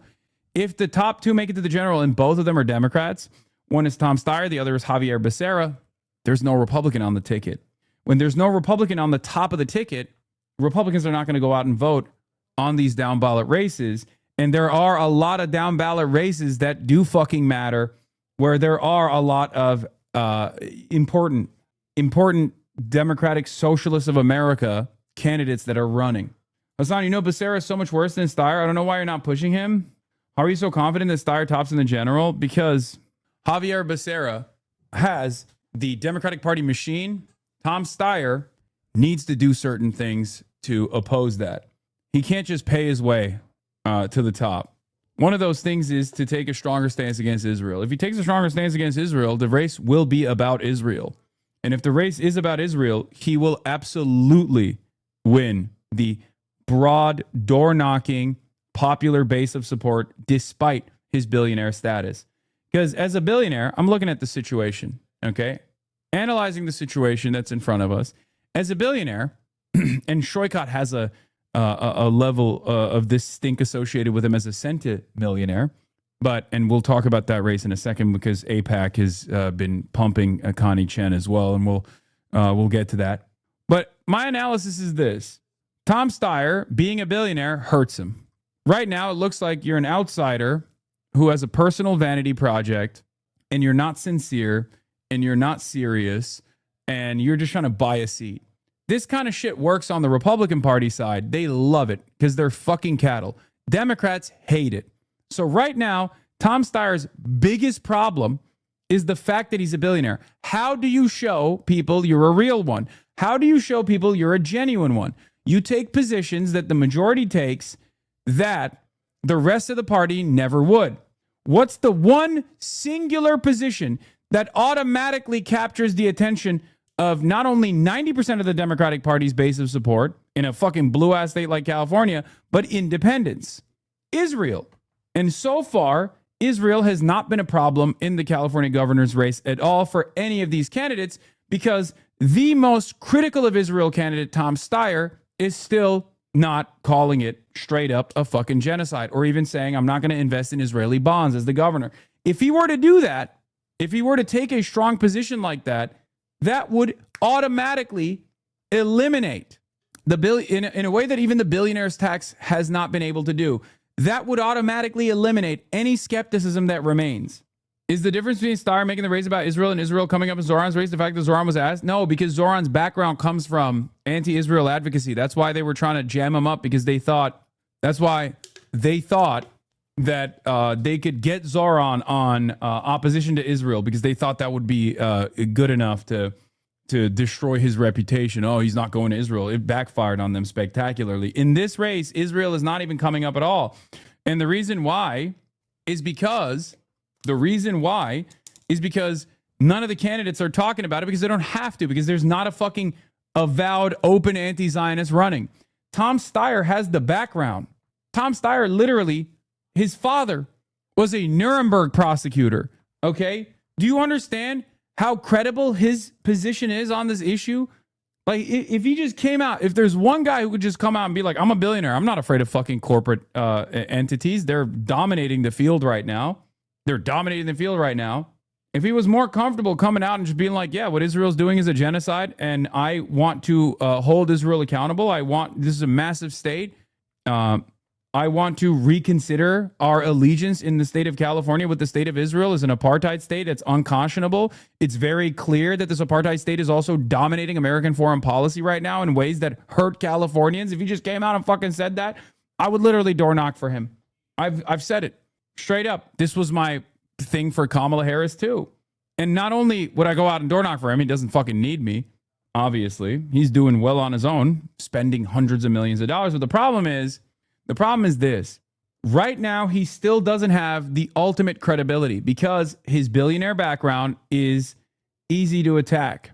Okay? The only way to eradicate all scrutiny in this circumstance is to say those words.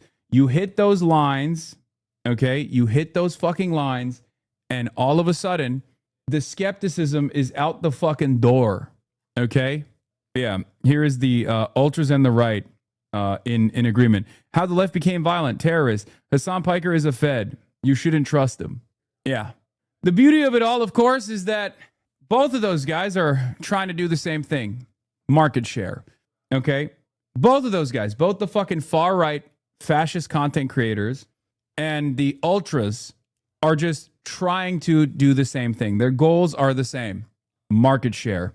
Hit the algo in a way that boosts their content. There is no ideological goals for either of these guys. I know that's hard to fucking believe, but neither of these guys actually have any sort of real purpose beyond what will this do for my candidate. Grant Plattner did it and you didn't door knock for him. Bitch, he lives in fucking Maine.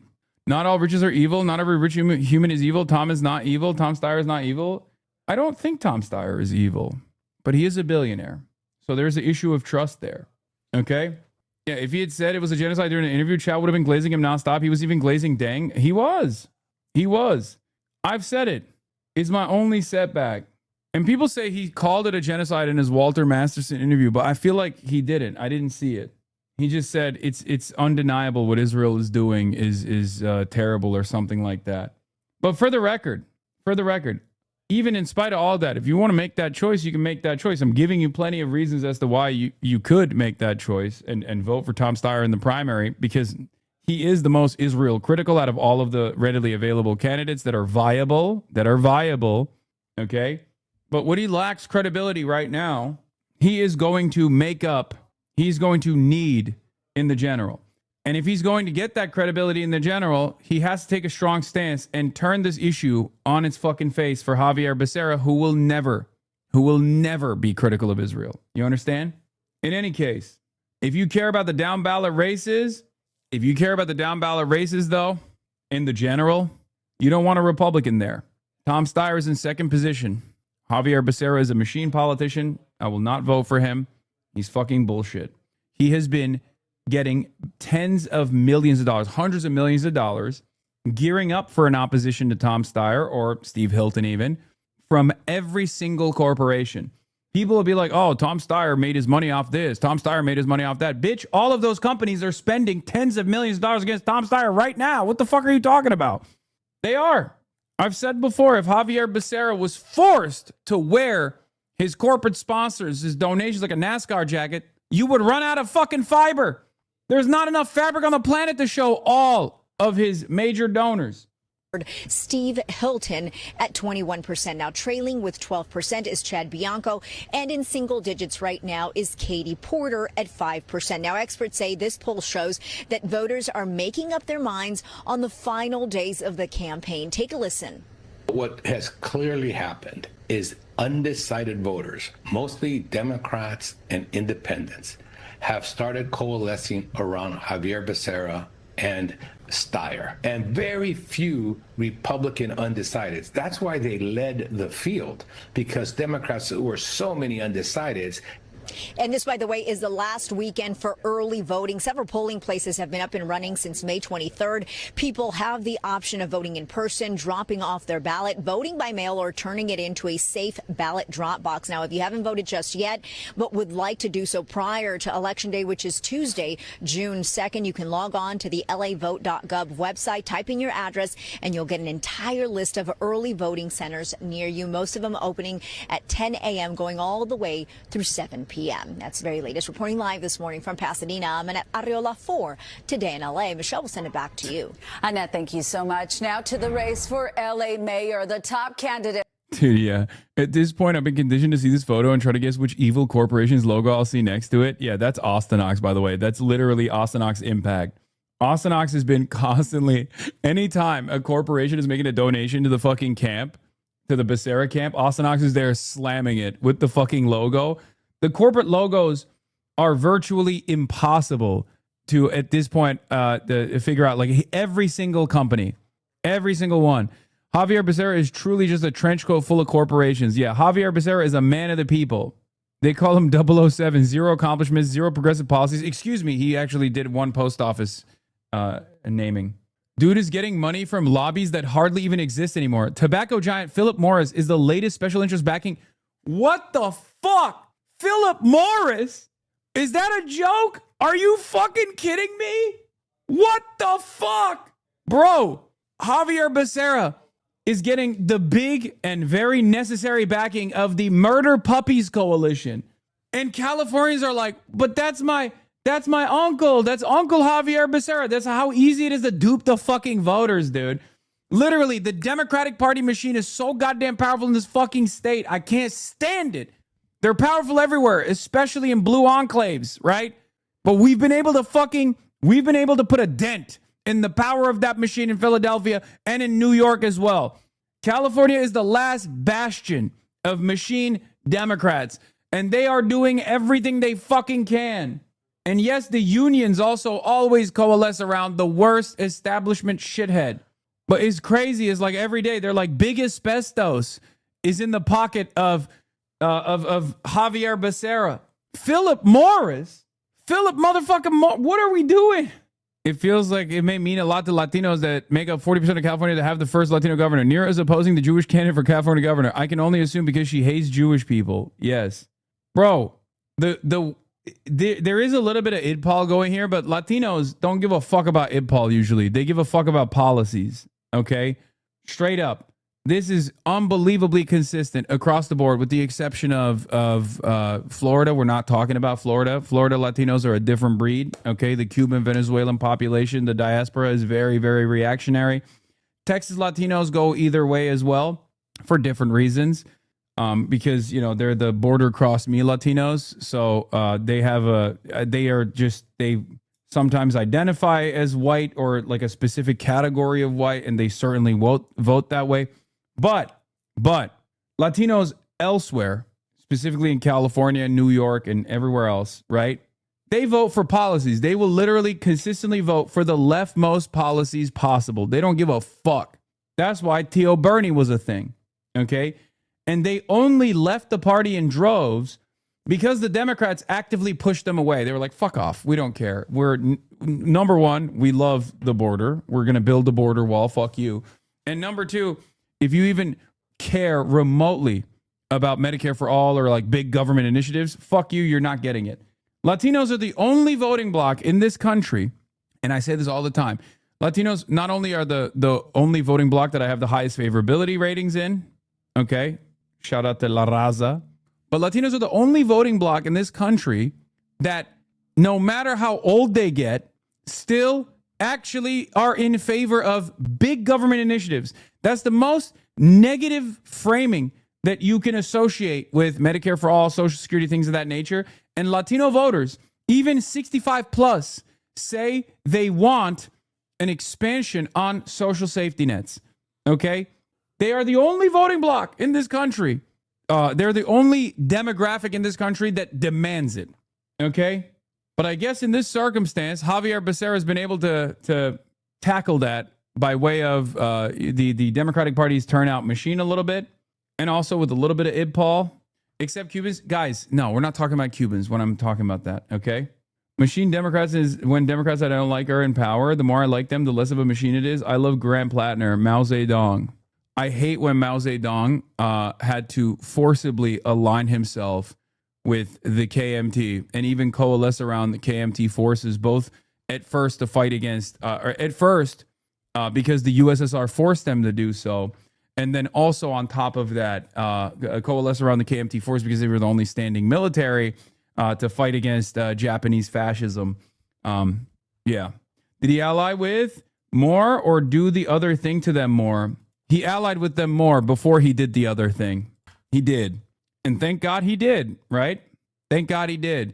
When the Communist Party of China would tell him to fuck off and stop focusing on the peasant movement, it was actually the KMT that gave him an opportunity to build the peasant coalition in China that actually beefed up the ranks of the Communist Party and was the base, the popular base of the Communist Party. So shut the fuck up. People make pragmatic decisions, and then we look back at said pragmatic decisions and we do away with those pragmatic decisions to talk about how, well, he spent his life combating liberalism afterwards. I'm imagining a world where Mao Zedong, during the Long March, was saying, actually, we shouldn't fucking try to flip some of these KMT members because they're obviously ideologically impure. Blood thinks he's Mao Zedong. No, I don't. That person brought it up. And I'm giving him a little bit of a history lesson. This is a silly way to fucking operate. I never said that. I'm not comparing Mao Zedong to fucking Grant Plattner. That's insane. There has never been a successful socialist revolution that hasn't actually flipped former reactionaries that fought tooth and nail against it, nationalist forces that were safeguarding the reactionary movement. They were unbelievably pragmatic. Look, the reality is, both for Lenin and Mao Zedong, the initial Marxist interpretation was not enough, okay? Because Marx and Engels' original assessment was that the socialist revolution, the communist movement would form in industrialized countries. Both Russia, Tsarist Russia, and China were not industrialized nations. They were agrarian societies. So that initial theory, when put into practice, had to identify unique material conditions in both of these countries. And Mao learned a lot from Lenin and Stalin, and they had to do it on their own in many respects. The German Revolution failed, right? It was supposed to be Germany, and maybe even America, as a matter of fact, and it failed. Liberalism and liberal forces were far too powerful. Their bitches were too bad. Their lobster too buttery. Their steak too juicy. And they fought hard. And they coalesced around fascism. And they allowed fascism to win for a brief period of time until luckily FDR was smart enough to align with the communist forces against fascism, giving you a very reduced version of history here. But the reason why I bring this up, for Lenin and Stalin and Mao is because they did have to be pragmatic. There were a lot of moments where they had to not only take Das Kapital or Marxism as scripture and move in this dogmatic fashion, but instead be pragmatic, interpret their material realities, and adjust the theory. Okay? There is no one size fits all when it comes to fighting these battles. You have to exist in the real world. If you want to do mass politics, which is what socialism is, you have to be where the masses are. You have to speak to the masses and their needs. And you have to understand the shortcomings of the masses as well. In any case, none of this has anything to do with, fucking Tom Steyer, obviously. But although the KMT's major funders were the petite bourgeois and the bourgeois class initially as well, there were, and even Mao himself said the national business owners. It was necessary for advancing socialism, advancing industry to keep up with the rest of the world. If ideological purity was the primary purpose of these movements, which we have the capacity to look back and reflect on once the dust is settled and act as though that was always the case, they would have never done that, right? This guy not only radicalized and activated the peasant class, okay, in China, but he also was, his movement, his revolution also factored in the national bourgeois class as well. There was a separate designation for the imperialist business owners and the national business owners. Is LA taking Spencer Pratt seriously as a candidate? I think one of the funniest things that LA is doing is that there are a lot of people who live in like the Pacific Palisades. There are a lot of people who live in, or not Pacific Palisades, Malibu, and areas that are not under Los Angeles that are actively supporting Spencer Pratt, and they don't realize that they don't get to vote for Spencer Pratt. They're going to have a lot of rich people that live in rich neighborhoods like Beverly Hills are going to, I didn't want to say it until this very last moment, but like they're going to realize that they can't vote for Spencer Pratt. Orange County for Spencer Pratt. Okay, good luck. Yeah, lots of Burbank folk, Orange County. Are all choosing different Calabasas. To make their final pitch to voters, incumbent Mayor Karen Bass and Democratic City Council member Nithya Raman were here at home. Spencer Pratt was in New York, making an appearance on Fox News. Newsom and Karen Bass make up stats. Those are not real numbers. Anybody with eyeballs in the state of California or Los Angeles knows that there has not been a reduction in one homeless person. Meanwhile, Mayor Bass held campaign events in Westlake, Van Nuys, and then Eagle Rock. Raman started her day speaking with voters downtown and made other stops along Sunset Boulevard last night. Both candidates were focused on housing and homelessness. But there are more than 120 fewer encampments on our street now than were there 3 years ago. I think one of the most important issues facing Los Angeles right now is how expensive it is to live here. The cost of housing is enormous. And I have a lot of plans for how we can address that. The latest UC Berkeley LA Times poll shows a very tight race with Mayor Bass at 26%, Nithya Raman with 25%, Spencer Pratt in third with 22%. Even if you aren't registered to vote, there are same-day registration centers across the state. And our website has your complete voting guide, from breaking down the candidates or those propositions and the early vote. I meant this with no disrespect, but why does Pratt look so chopped? Buddy, that's what reactionary politics does to your soul and your physical presence, okay? What's on the inside, if what's on the inside is rotting, your outside starts rotting too. Voting events near you. For all of that, go to NBCLA.com and the NBCLA app. So much help out there. Another controversy giving Democrats major heartburn in dogging Graham. All right, I talked about this already enough. This was let's one. bring in New Jersey Democratic Senator Cory Booker. Again, I never want to coalesce around Cory Booker, especially because Cory Booker is doing this because, Graham Plattner is anti-Israel.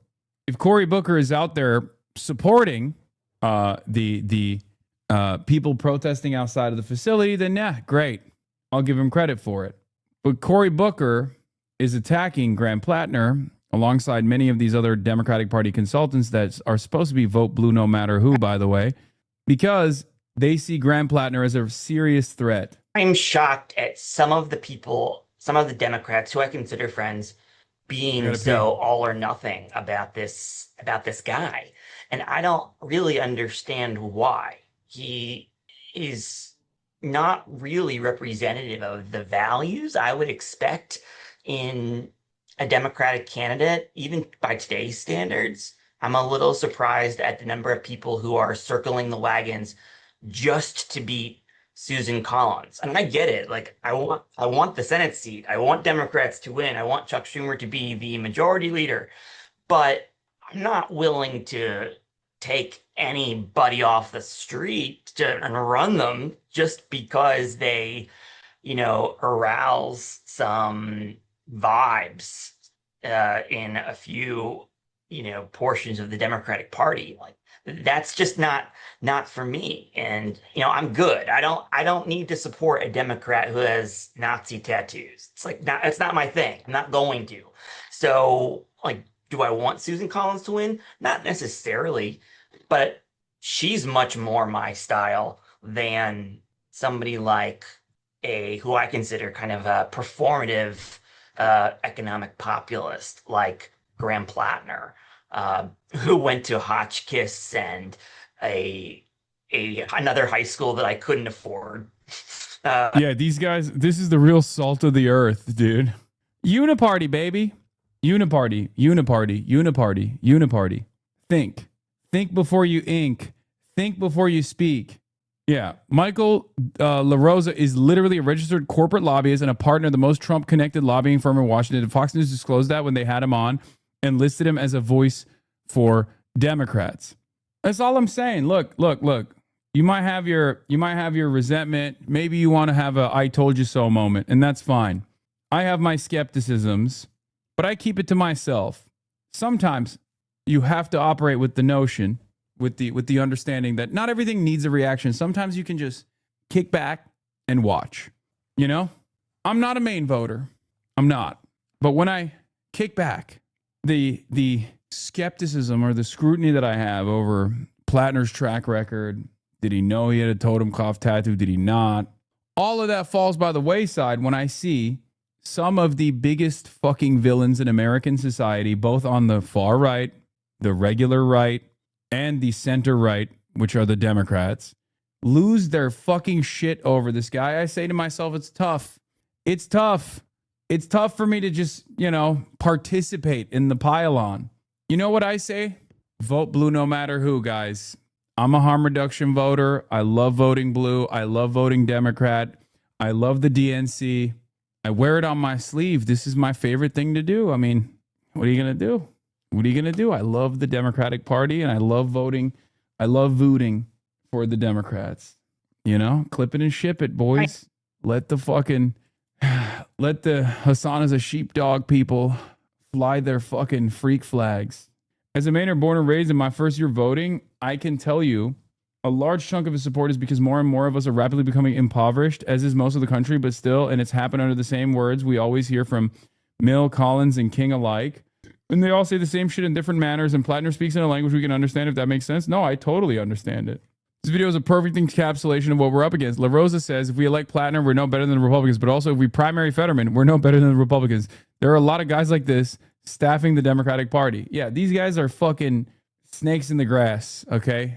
Straight up. It's not really hard to see that. Another private prep school that my family certainly couldn't afford. So it's kind of odd to... I would much rather just kick back and enjoy the ride, enjoy the show, than align with these fucking demons.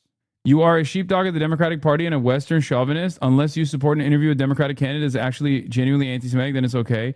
I mean, I've even talked about Maureen Galindo, right? Where I said, I think Maureen Galindo is just like ill-advised and not all there and crazy. It's not like, I don't think she subscribes to any sort of like ideologically fascist conspiracy theories because she understands it as fascist. And I think she's more of an accidental fascist, right? Or at least accidentally she says some things that are what fascists say and believe. She's a crank. or was a crank. Well, I guess she still is, but you know. Hear him talk about the elite when he was educated by the most elite of New England prep schools. And that shouldn't disqualify him either. It's his own behavior that disqualifies him. It's his own history of rhetoric, of advocating for political violence, of mocking wounded U.S. soldiers shot by the Taliban. Yeah, I don't fucking care about this shit. All right, whatever. Suck my dick. All right, and here's the other guy who should also suck one. Let's start right there with these rulings against the president. What is your belief of the significance here? And Sarah's point there that it's Congress that should be providing the oversight on this, but Congress hasn't been doing that. Yeah, I agree with her. The Republican-controlled Congress keeps laying down for this president. Let's take this slush fund, for example. It's not a $2 billion slush fund. It is a $1.776 billion slush fund. And what that means is he's hearkening back to our founding. Now, we fought a revolution to stop exactly this, a ruler from taking public funds and doing whatever they want with no checks and balances. This president is giving us a master's class in our own democracy by tearing it down. This is ridiculous that a president should be able to appropriate money to himself, Congress's job, and then give it out to people who beat police officers on January 6th. So I'm going to be doing what I've been doing the last couple of weeks, which is reaching out to my Republican colleagues. I'm in good conversations right now about doing things in a bipartisan way. We've had a Republican Congress that has laid down, bent over for this president for too long. And as he hearkens and tries to drag up the memories of 250 years ago, this is the very reason why every American should be wrapped. Not enough people are talking about how washed the 250 anniversary is because everyone kind of understands that America is dying on a downward spiral in general, accelerated certainly by Donald Trump. It is very interesting. Like, the 250 is supposed to be a huge deal, dude. We love America, right? Like, think about how little you have thought about the fact that this July 4th is the 250th anniversary of the nation. One of the most L birthdays of all time. And I think part of it is because of what Trump has done in the last 2 years, certainly. Part of it is obviously forces beyond Trump's control as well. Just the American trajectory overall. But yeah, it's kind of shocking how bad it is. And Donald Trump can't even fucking get solid artists. Trump floats MAGA rally instead of concert after musicians drop out at Freedom 250. Like, this is a disaster. Milli Vanilli? Vanilla Ice? What's he going to rap about? Ice Ice Baby, but this time it's about immigration and customs enforcement? Unbelievably washed. What is this? Yeah, featured performers. Laura Trump, Laura Trump, Laura Trump, Laura Trump, Laura Trump, Laura Trump. Now, a lot of you think this is a joke. Fuck. Your type of concert is on. White women are exotic piker. Oh, God. Erica Kirk and Candace Owens go into the UFC Thunderdome. That'd be funny. All right. Kirsty Noem, Stephen Miller danced to Ice Ice Baby at New Year's Eve party. I mean, they got nothing. They so got nothing that even Matt Walsh was clowning on this shit. Okay? They're cooked. Because the country is cooked. And it's tough to find anything redeemable or salvageable about the current situation. There's two stories I want to cover before I have to leave because I have the podcast. But one of them is obviously Connie Chan, California 11 candidate, has received $475,000 from AIPAC shell corporations for her super PAC. AIPAC hides donations due to backlash over pro-Zionist lobbying, creating new PACs that only disclose their funding after Election Day. Pro-choice Majority Action PAC was created by Elect Democratic Women PAC, which received $750,000 from United Democracy Project, Democratic Majority for Israel, and Kimbark Foundation, all three of which are affiliated with AIPAC.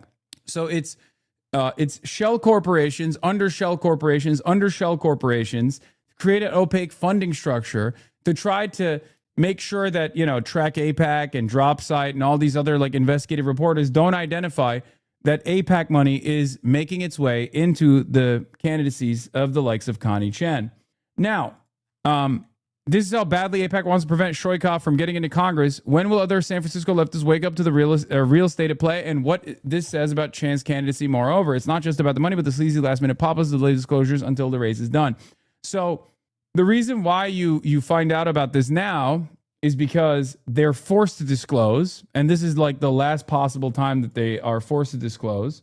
And, I've bbeen telling you this. I've been warning you already. And by the way, lo and behold, as predictable as it gets, many people in the most active voices of concern from the leftists in San Francisco, they're still staying the course. They're like, well, Connie Chen didn't know about it. Okay, she can actually oppose the funding. She could come out and be like, I didn't know about this. This is fucking bullshit. Fuck AIPAC. Will she say that? Who knows? But this is exactly what happened with Bushra against Kat Albu-Ghazalek in the in the Illinois race.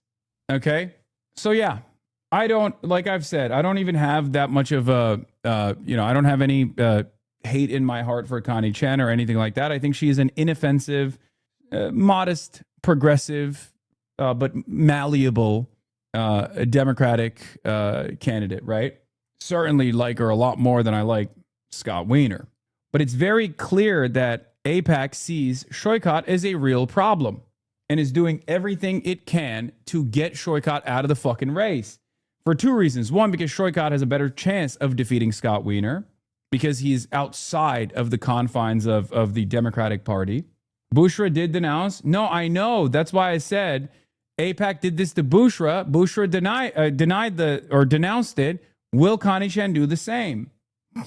That doesn't change the reality that AIPAC still funded Bushra's campaign to try to get as many of the anti-Zionist votes away from Kat Albu-Ghazalek. Don't say fuck San Francisco DSA. Shut up. Shut up. Don't say that. Okay? It's not like they endorsed Connie Chen either. They did not. San Francisco Supervisor Connie Chen has pledged not to accept support from AIPAC or its lobbyists and representatives in her bid to California's 11th congressional district, but federal campaign records show that the pro-Israel organization is working behind the scenes to funnel money to support her candidacy. The money from AIPAC and its offshoot, Democratic Majority for Israel, which is approaching $500,000, has taken a circuitous route to San Francisco. Following the money trail requires sifting through several layers of complexity, but the picture that emerges at the end is clear. On April 13th, DMFI sent $22,500 to a super PAC called EDW Action Fund, which has been used in previous campaigns as a front for AIPAC spending. 10 days later, on April 23rd, it gave another $15,250 to bring the total transfer to $37,750. AIPAC sponsors its own super PAC called United Democracy Project, and UDP got into the game too, dropping $250,000 into EDW Action on April 14th, a day after DMFI's initial dump. EDW Action thus far has received $287,750 from AIPAC-affiliated super PACs that month, but EDW Action has previously been exposed by Dropside and others as a known AIPAC pass-through. Okay? Half the chatters are saying she didn't denounce it, and Connie Chen supporters are saying she did.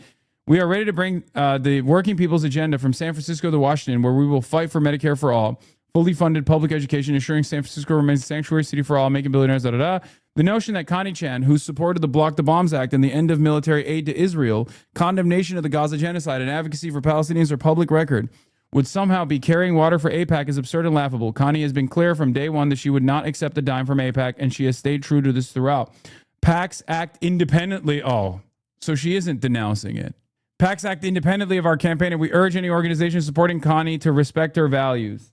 This is clearly a desperate attempt from our opponent to undermine our campaign. It's not your opponent. It's a desperate attempt from AIPAC to push you through the finish line. Yeah, this is not a denunciation. This is just like, oh, my track record stands, thank you for the $400,000, but, my track record is my track record. Yeah. It does seem like a strategic buy to dilute Shoykot votes for Wiener. No. What they're doing is they don't want Shoykot against Wiener, because Shoykot against Wiener turns into an Israel matchup. Connie Chen against Wiener is both candidates technically have been in opposition to Israel. Obviously, Scott Wiener's opposition is totally fake, as opposed to Connie Chen's opposition is much more real, but they don't even want to test it. And it's not just Israel either. There's obviously more. I think AIPAC's primary goal is to ensure that Shoykot doesn't make it into the runoff between the top two. So if AIPAC is funneling money to super PACs backing Connie, the goal wouldn't necessarily to be to get her elected. Yes. I don't think AIPAC is like, oh, Connie Chen is our gal. I think AIPAC is saying anybody but Shoykot. That's it. This is why I brought up Bushra. Okay? This is why I brought up Bushra in the Illinois race against Kat Albu-Ghazalek. Because Kat Abu-Ghazaleh was the anti-Zionist, Daniel Biss was the liberal Zionist, Bushra was another anti-Zionist, right? And far more radical on the issue of Israel than Connie Chen is. But AIPAC was willing to spend at the behest of Bushra because they knew that they could eat away from Kat Abu-Ghazaleh's base. And it worked. Yeah, this is also an important point, too. Connie has $72K cash on hand, so she's not a threat to Weiner and the general. Shoykot can actually spend and win. Yeah, that's the other side of the story as well. Shoykot is a threat for two reasons. One, because of his policy points, and two, because of the money that he has. Shoykot actually has money. Calling the J Street candidate anti-Zionist is kind of crazy. Wait, what? Are you talking about Kat Abu-Ghazaleh? Kat Abu-Ghazaleh was literally, you're saying she's a J Street candidate. She also was literally far before AOC or J Street ever came on board with this message, turned around and said, no defensive or offensive weapons to Israel. Calling the oh, you mean Daniel Biss? No, I said Daniel Biss is a liberal Zionist. I didn't say Daniel Biss is an anti-Zionist. I said Daniel Biss is a liberal Zionist. Did you not hear me? I said Bushra was an anti-Zionist, and so was Kat. And AIPAC was willing to give money to Bushra because AIPAC knows that Bushra had no shot at winning. What is this? I don't know what this is, but we'll look at whether it's a PSYOP or not. Yeah. The money was already used on ads and text messages. Election extra. Gary Tan starts spending and Connie Chan gets big PAC boost. 2 big spending packs put in last minute money for Chan. 2 mysterious packs have started spending big for Chan. Pro-choice majority action, which is the one that is the AIPAC Shell Corp. Okay. Hey, Papa, thank you for the raid. Unfortunately, I'm going to be ending soon. Unfortunately, because I have a podcast to record. But thank you for coming. Thank you for coming on the broadcast. Anyway, where was I? Oh, yeah. Who's funding these groups and why they chose to get involved at this late date is unclear. Both PACs only started spending in the past 2 weeks. We know who's funding those groups now. It's AIPAC. Given the pro-choice majority action registered. Anyway, so yeah, this is what it is. AIPAC has numerous vehicles, vehicles that are named in this like innocuous manner, like, oh, we love women PAC, we love the democracy PAC, we hate abortion PAC, whatever the fuck, right? Like they're progressive named. Meanwhile, all of the money is coming from major right-wing donors by way of AIPAC and being funneled into these like super woke PACs. And yeah, Chan, who has the endorsement of outgoing rep Nancy Pelosi, faces State Senator Scott Weiner and Shoykot Chakrabarty, a co-founder of Justice Democrats and the former chief of staff to Representative Alexandria Ocasio-Cortez. Chan's campaign recently picked up momentum after receiving the key endorsement from Pelosi, whose retirement opened up the vacancy. For most of the race, Chan has been polling in third place behind Weiner and Shoykot Chakrabarty. Recent polling, however, shows Chan moving into a close contest with Chakrabarty for second place and a spot in the general election against Weiner. The latest poll from EMC Research places Weiner firmly ahead of the pack at 38% support, with Chan and Chakrabarty trailing behind at 22 and 21% respectively. While serving as AOC's chief of staff, Chakrabarty clashed privately and publicly with Pelosi, urging her and the party to move faster and push harder. Animosity towards Chakrabarty among party leadership remains intense. An advisor to Democratic leader Hakeem Jeffries told Dropsite the party brass was glad to see him go and isn't interested in seeing him return as a member of Congress. Frankly, the problems we've had with her in the beginning were more her chief and not her, he said, referring to AOC and Chakrabarty. Then he left and everything got much better. Perhaps Chapo had a guy on who said vote for Chan because Chakrabarty's a rich fake progressive. They're San Francisco leftists. That's why. That's it. They're San Francisco leftists, and those wounds will never heal for many San Francisco leftists. I don't want to fight the battles. They're my fucking comrades too. I don't want to fight San Francisco leftists on this issue, okay? Yes, sure, Shoykot is fake. He's phony. Meanwhile, this kind of reporting is part of the reason why I trust him, okay? This is literally the reason. Like, this is the reason why the fucking establishment, Democrats, hate his ass. Your opinion doesn't count unless you're broke. No. Shoykot being rich is totally a valid reason to be skeptical of him. What the fuck? But I was personally skeptical of him, right? But I matched that up with his track record around the country. I matched that up with his track record with the Justice Democrats. That's it. He's put a lot of fucking work at the beginning of this movement and has continuously put a lot of fucking work throughout this movement not only as like working on Bernie's campaign and then working as AOC's chief of staff, but also continuously trying to change the makeup of the Democratic Party actively by way of Justice Democrats. It's fucking tough for me to sit there and be like, that's worth nothing. Okay, I'm looking at this with sober eyes because I don't have the same emotional connection that many San Francisco leftists do to what has happened to San Francisco local politics because of guys exactly like Shoykat Chakrabarty with the same background as Shoykat Chakrabarty and the same amount of money as Shoykat Chakrabarty, who have eviscerated the left movement in San Francisco. They've destroyed it. So for a lot of those guys that lived through that process, that saw marginal victories at first, they're just never going to let it go. They're never going to let it go. So you should let it go and just work to move others. Okay? That's it. If you can't win those guys over, who cares? There is no use crying over spilled milk. I want those guys to entertain Shoykat, right? They've been calling me a rat fucker, carpetbagger, piece of shit, nonstop on the timeline, implying that I'm getting paid by this dude, right? Which is laughable for a million different reasons, because on the one hand, they're saying I'm getting paid by this guy. And on the other hand, they're saying I'm also fucking unbelievably wealthy. And that's why I'm supporting another wealthy guy. Which is it? Am I rich and defending the interests of the rich? Or do I just trust him because I've seen what he's done? I've seen what he's done for Justice Democrats. And I think it's important to look at the accomplishments across the board and make an assessment off of that. Left-wing YouTube pundit Cenk Uygur banned from entering the UK. Yeah, it's okay. Well, I didn't want to talk about it, but my visa has also been revoked. We just found out. So yes, I will not be going as it stands currently. I don't believe that I'll be able to go to the United Kingdom this upcoming week. I don't know who to reach out for this. I was supposed to do something with Yanis Varoufakis, do something with Zach Polanski, do something with Jeremy Corbyn, do something at the Oxford Union. And now the Labour government has revoked our visas. Go to Ireland. Okay, guys, it's not about fucking being in the vicinity of the UK. I was supposed to do shit in the UK. Yeah. A sad state of affairs where obviously the interests of Israel take the highest priority. And it's sneak into the UK. No, you can't do that. That's not a thing. But yeah, they've revoked my visa as well. It's a 40-minute flight is what I meant. Politicians fly over there all the time for press stuff. Dude, what are you talking about? I had like actual things to do in the UK. It's so funny. You guys are like, dude, just swim across the canal, take a boat and enter illegally. Yeah, I'm not going to do that. I'm not going to fucking risk getting deported and not entry into the country for 10 years.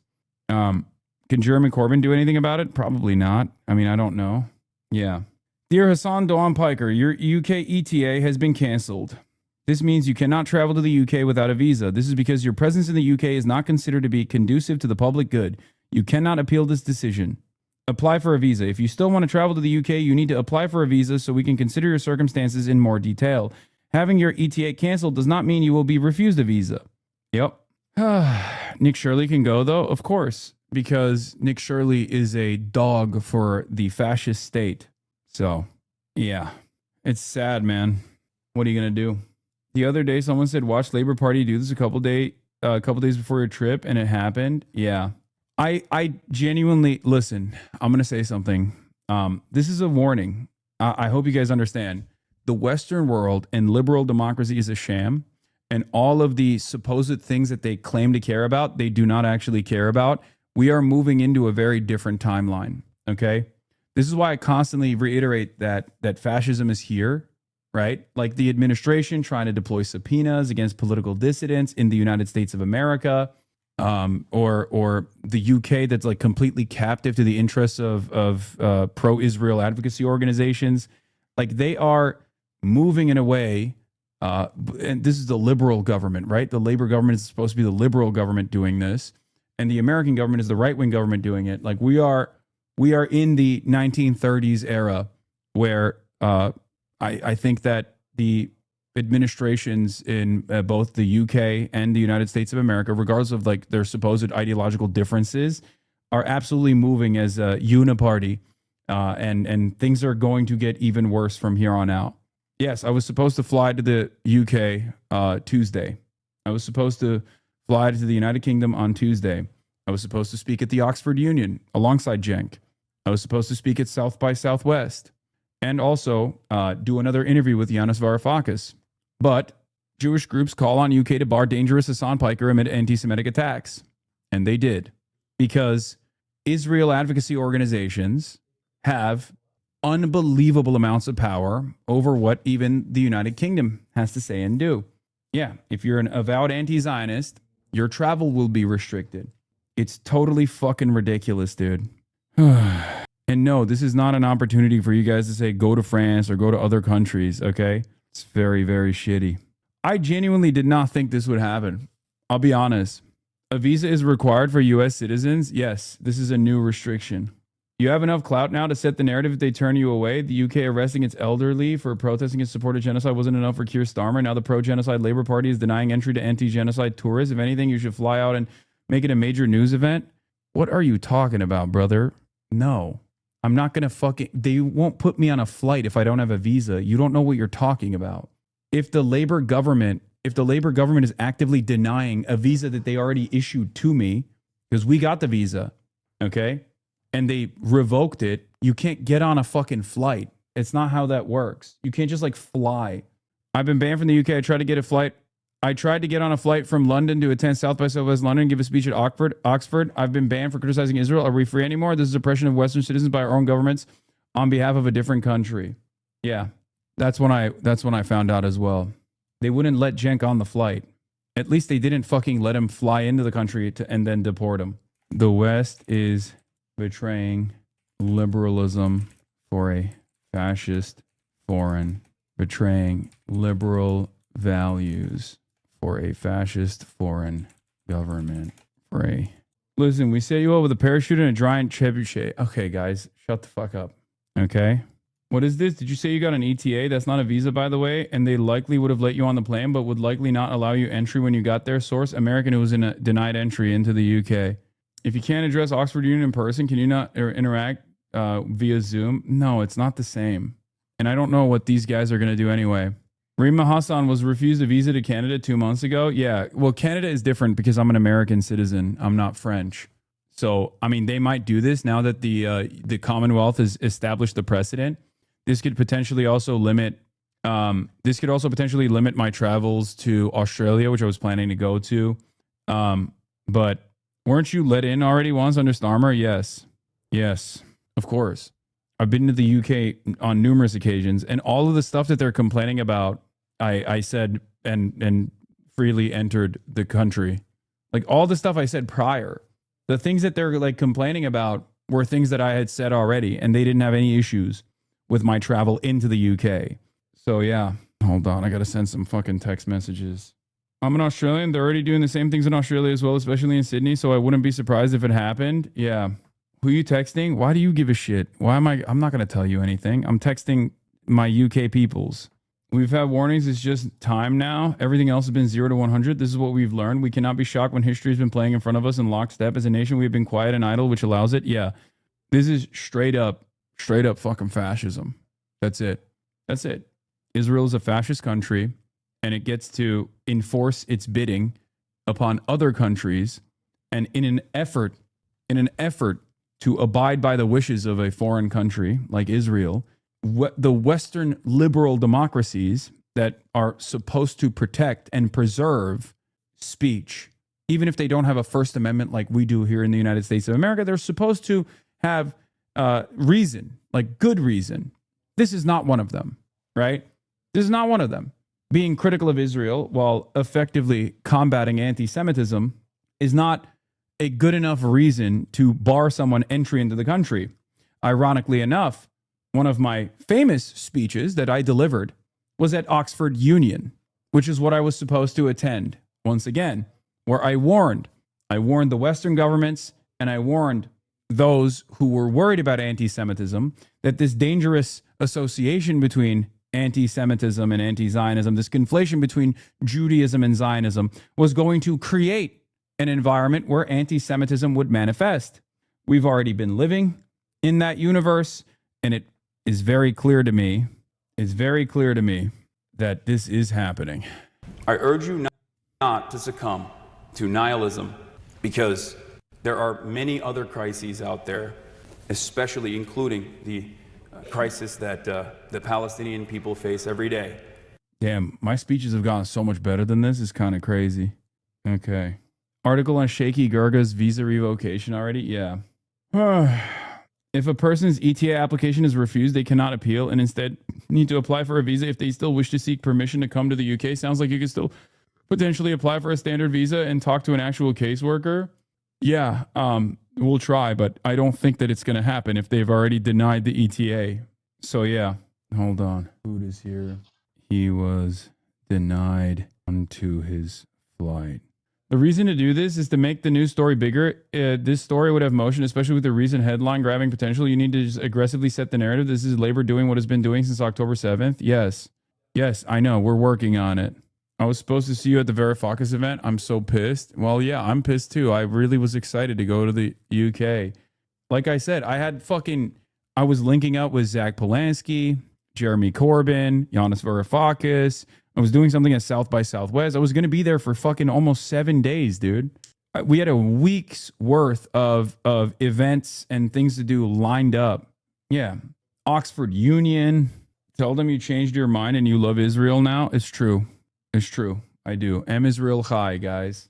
Yeah. You're a member of the media. Attack against the free press. Oh, 100%. 100%. Left-wing YouTube pundit Cenk we were banned from entering the UK. Turkish-American book to appear at South by Southwest London is travel authorization revoked by Shabana Mahmood after concern over comments about Israel and grooming gangs? About grooming gangs? The fuck? Yeah. They banned me too. I'm surprised that they went after Cenk too. It's very obvious that it's not even just the fact that it's not just me. Dude, I can't believe it.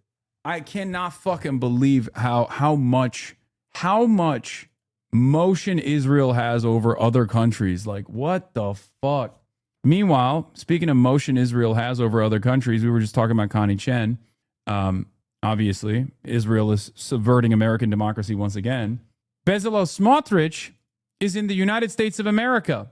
Okay, let's take a look. Israel Day Parade in New York City with Senate Minority Leader Chuck Schumer, far-right Israeli Finance Minister Bezalel Smotrich, and other far-right Israeli lawmakers and American politicians march on Fifth Avenue. New York City Mayor Zohar Mamdani decided to skip the event. Look at this. They're fucking flexing on him. It's fine that Will's a little late. I got to eat anyway. He doesn't even need to get the soda from here. He can get it from the regular fridge. He just wants to show off his little outfits. Okay? That's literally what it is. He just wants to show off his little gay little outfits. Okay? He's like, look at me. Look at me. Don't I look like a hot piece of ass? Wait, okay, dude. Yeah, okay. No, there's no Zin in there. It's just trash. Yeah. Here. You actually want a Zin? No, everyone is just coming in just to... Hello? Everyone's just coming in just to fucking show their little fits off. Get their fucking fits off, dude. Fuck. I gotta chow this down ASAP. Okay. I'm Yisroel Guy. The people Israel live. I'm Yisroel Guy. Dude, it's totally insane. This is the grooming gangs thing they mentioned for Cenk. Piers Morgan guest storms off furious. Uncensored row explodes. Disgusting lies. They joined Cenk Uygur. During the discussion, Don brought up a claim that 250 various police forces, grooming gangs, Rotterdam. However, what does this have to do with Cenk? What the fuck does Cenk have to do with this? Did you just type in... Here, let's look at Schumer's speech. For me, little piece of shit. We have this great parade, which I always attend, and it's my granddaughter's 4th birthday. The two are related. We must fight for her, my little grandchild, to grow up in a world that's safe for Jewish people. And I worry deeply about the future they're going to inherit. The Holocaust showed the world what Jews have known for millennia, that our security and our safety is never safe as long as we lack a place of refuge, a homeland. To quote the great Irish writer Conor Cruz O'Brien, anti-Semitism is a light sleeper. And now we are seeing an ugly resurgence of anti-Semitism across the world, driven by the same lies and libels that have tormented the Jewish people for generations, except now they're transmitted at the speed. I don't think these guys are going to give up. By the way, Letitia James is there too. Nadler, Menon. Basically, everybody but Zoran is there. And that's why it was a big deal, because he wouldn't kiss the fucking ring. What are we doing, man? What the fuck are we doing? This is why I say people don't understand. Like, people don't hate Israel enough yet. We're not there. These politicians should be ashamed of themselves. Of a fiber optic internet connection, in 30 seconds, lies are on your pocket phone. That's why a Jewish state is more important than ever. Anti-Semitism isn't going away. It always lingers, stalks in the shadows, waiting for the right conditions. For millennia, let them hear that loud and clear. The Jewish people have yearned for a state of Israel, whilst experiencing the constant anxiety of knowing the place where they live could violate. No, they should have it then.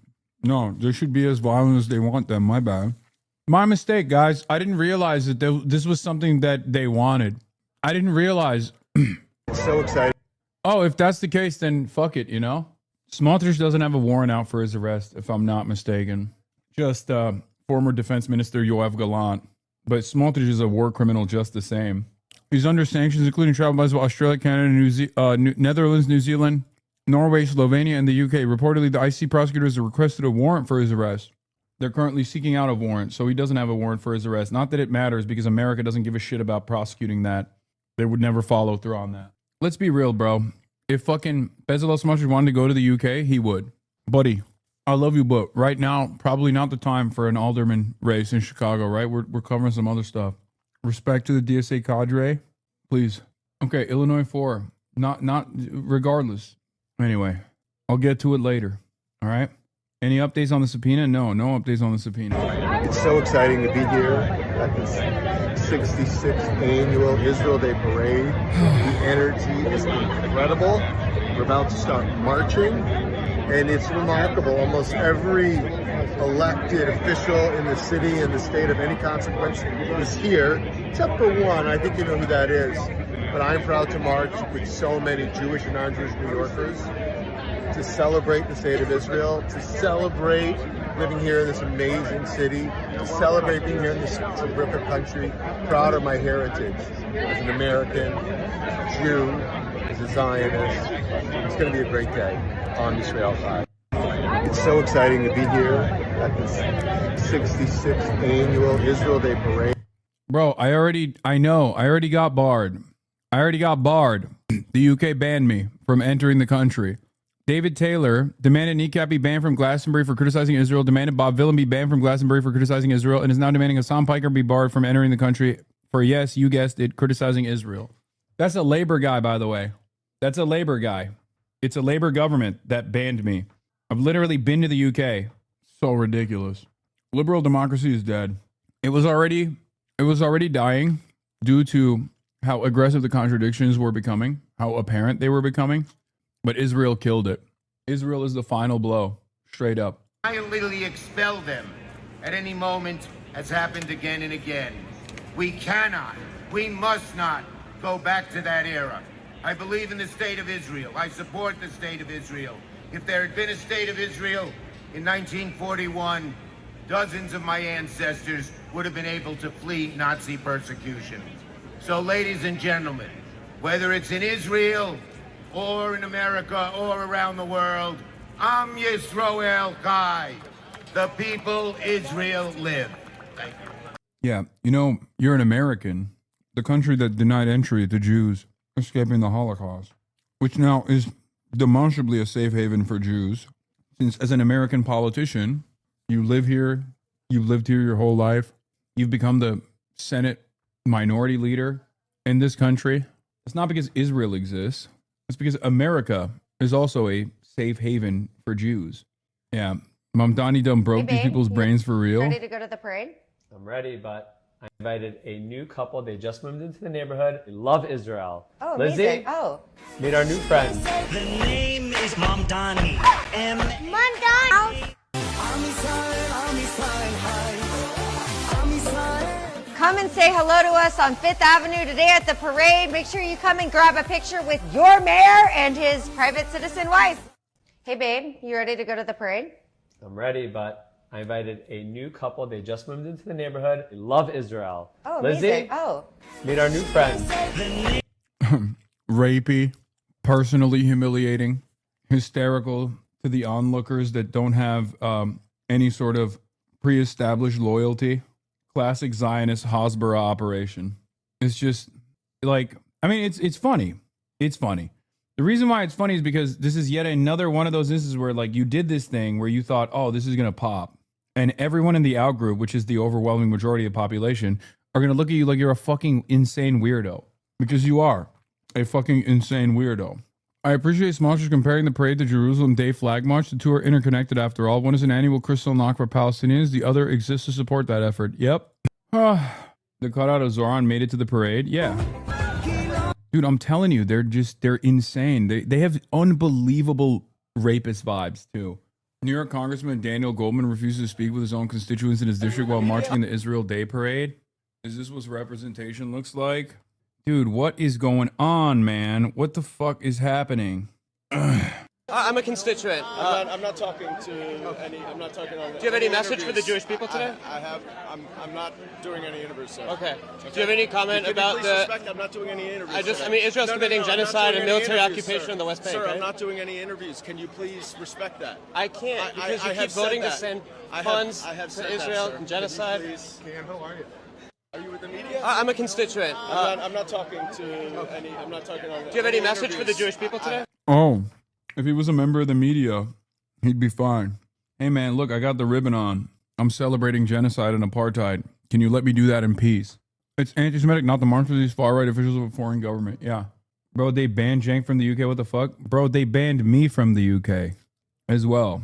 That's hard though. I don't think it's hard at all. I think it's fucking bullshit. To make America. Yeah, Eric Adams was there too, of course. Apparently they were chanting 4 more years for Eric Adam. Good luck with that. I'm gonna be honest though. Maybe I'm wrong, but I think they're fucking playing with fire. I think all this stuff is just like you're literally damn near demanding that people learn. Thanks for your support, chatter, and sending me your own tweet. Wemby takes a...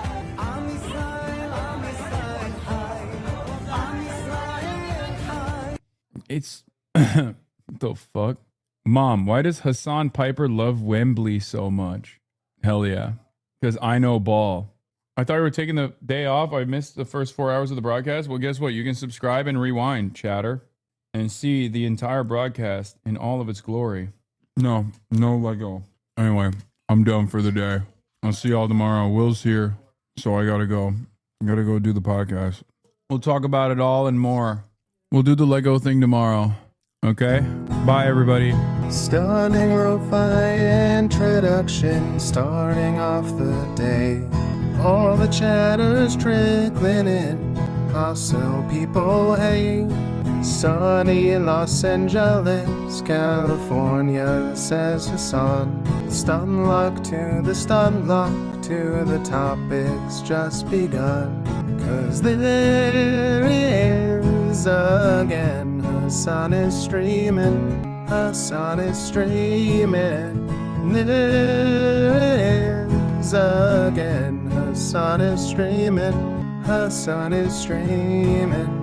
Reviewing a Chinese train, telling Kyle place.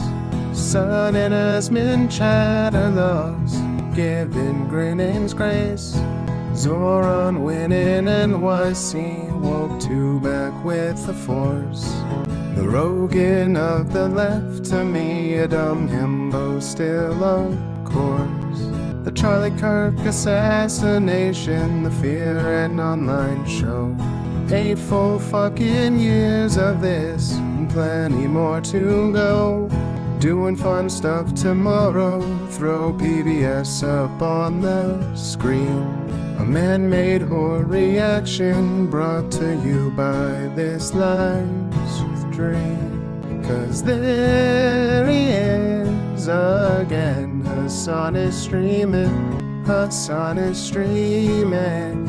There he is again, Hasan is streaming, Hasan is streaming. Kicked out of the DNC, IRL we march the goat, commenting the propaganda that shoved down people's throats. CBS Israeli news, a coup, a regime falls, a full-blown fascist takeover, and still the duty calls. Total radicalization coming out to see. The system will always fail, it's up to you and me. On these daily streets, whether short or whether long, have helped millions of people keep it moving right along. 'Cause there he is again, Hasan is streaming, Hasan is streaming. There he is again, Hasan is streaming, Hasan is streaming. But hey, what can you say? That's BBS for you. But he'll play games real soon, just you wait. Say, hey, what can you say? That's BBS for you. But he'll move on real soon, just you wait.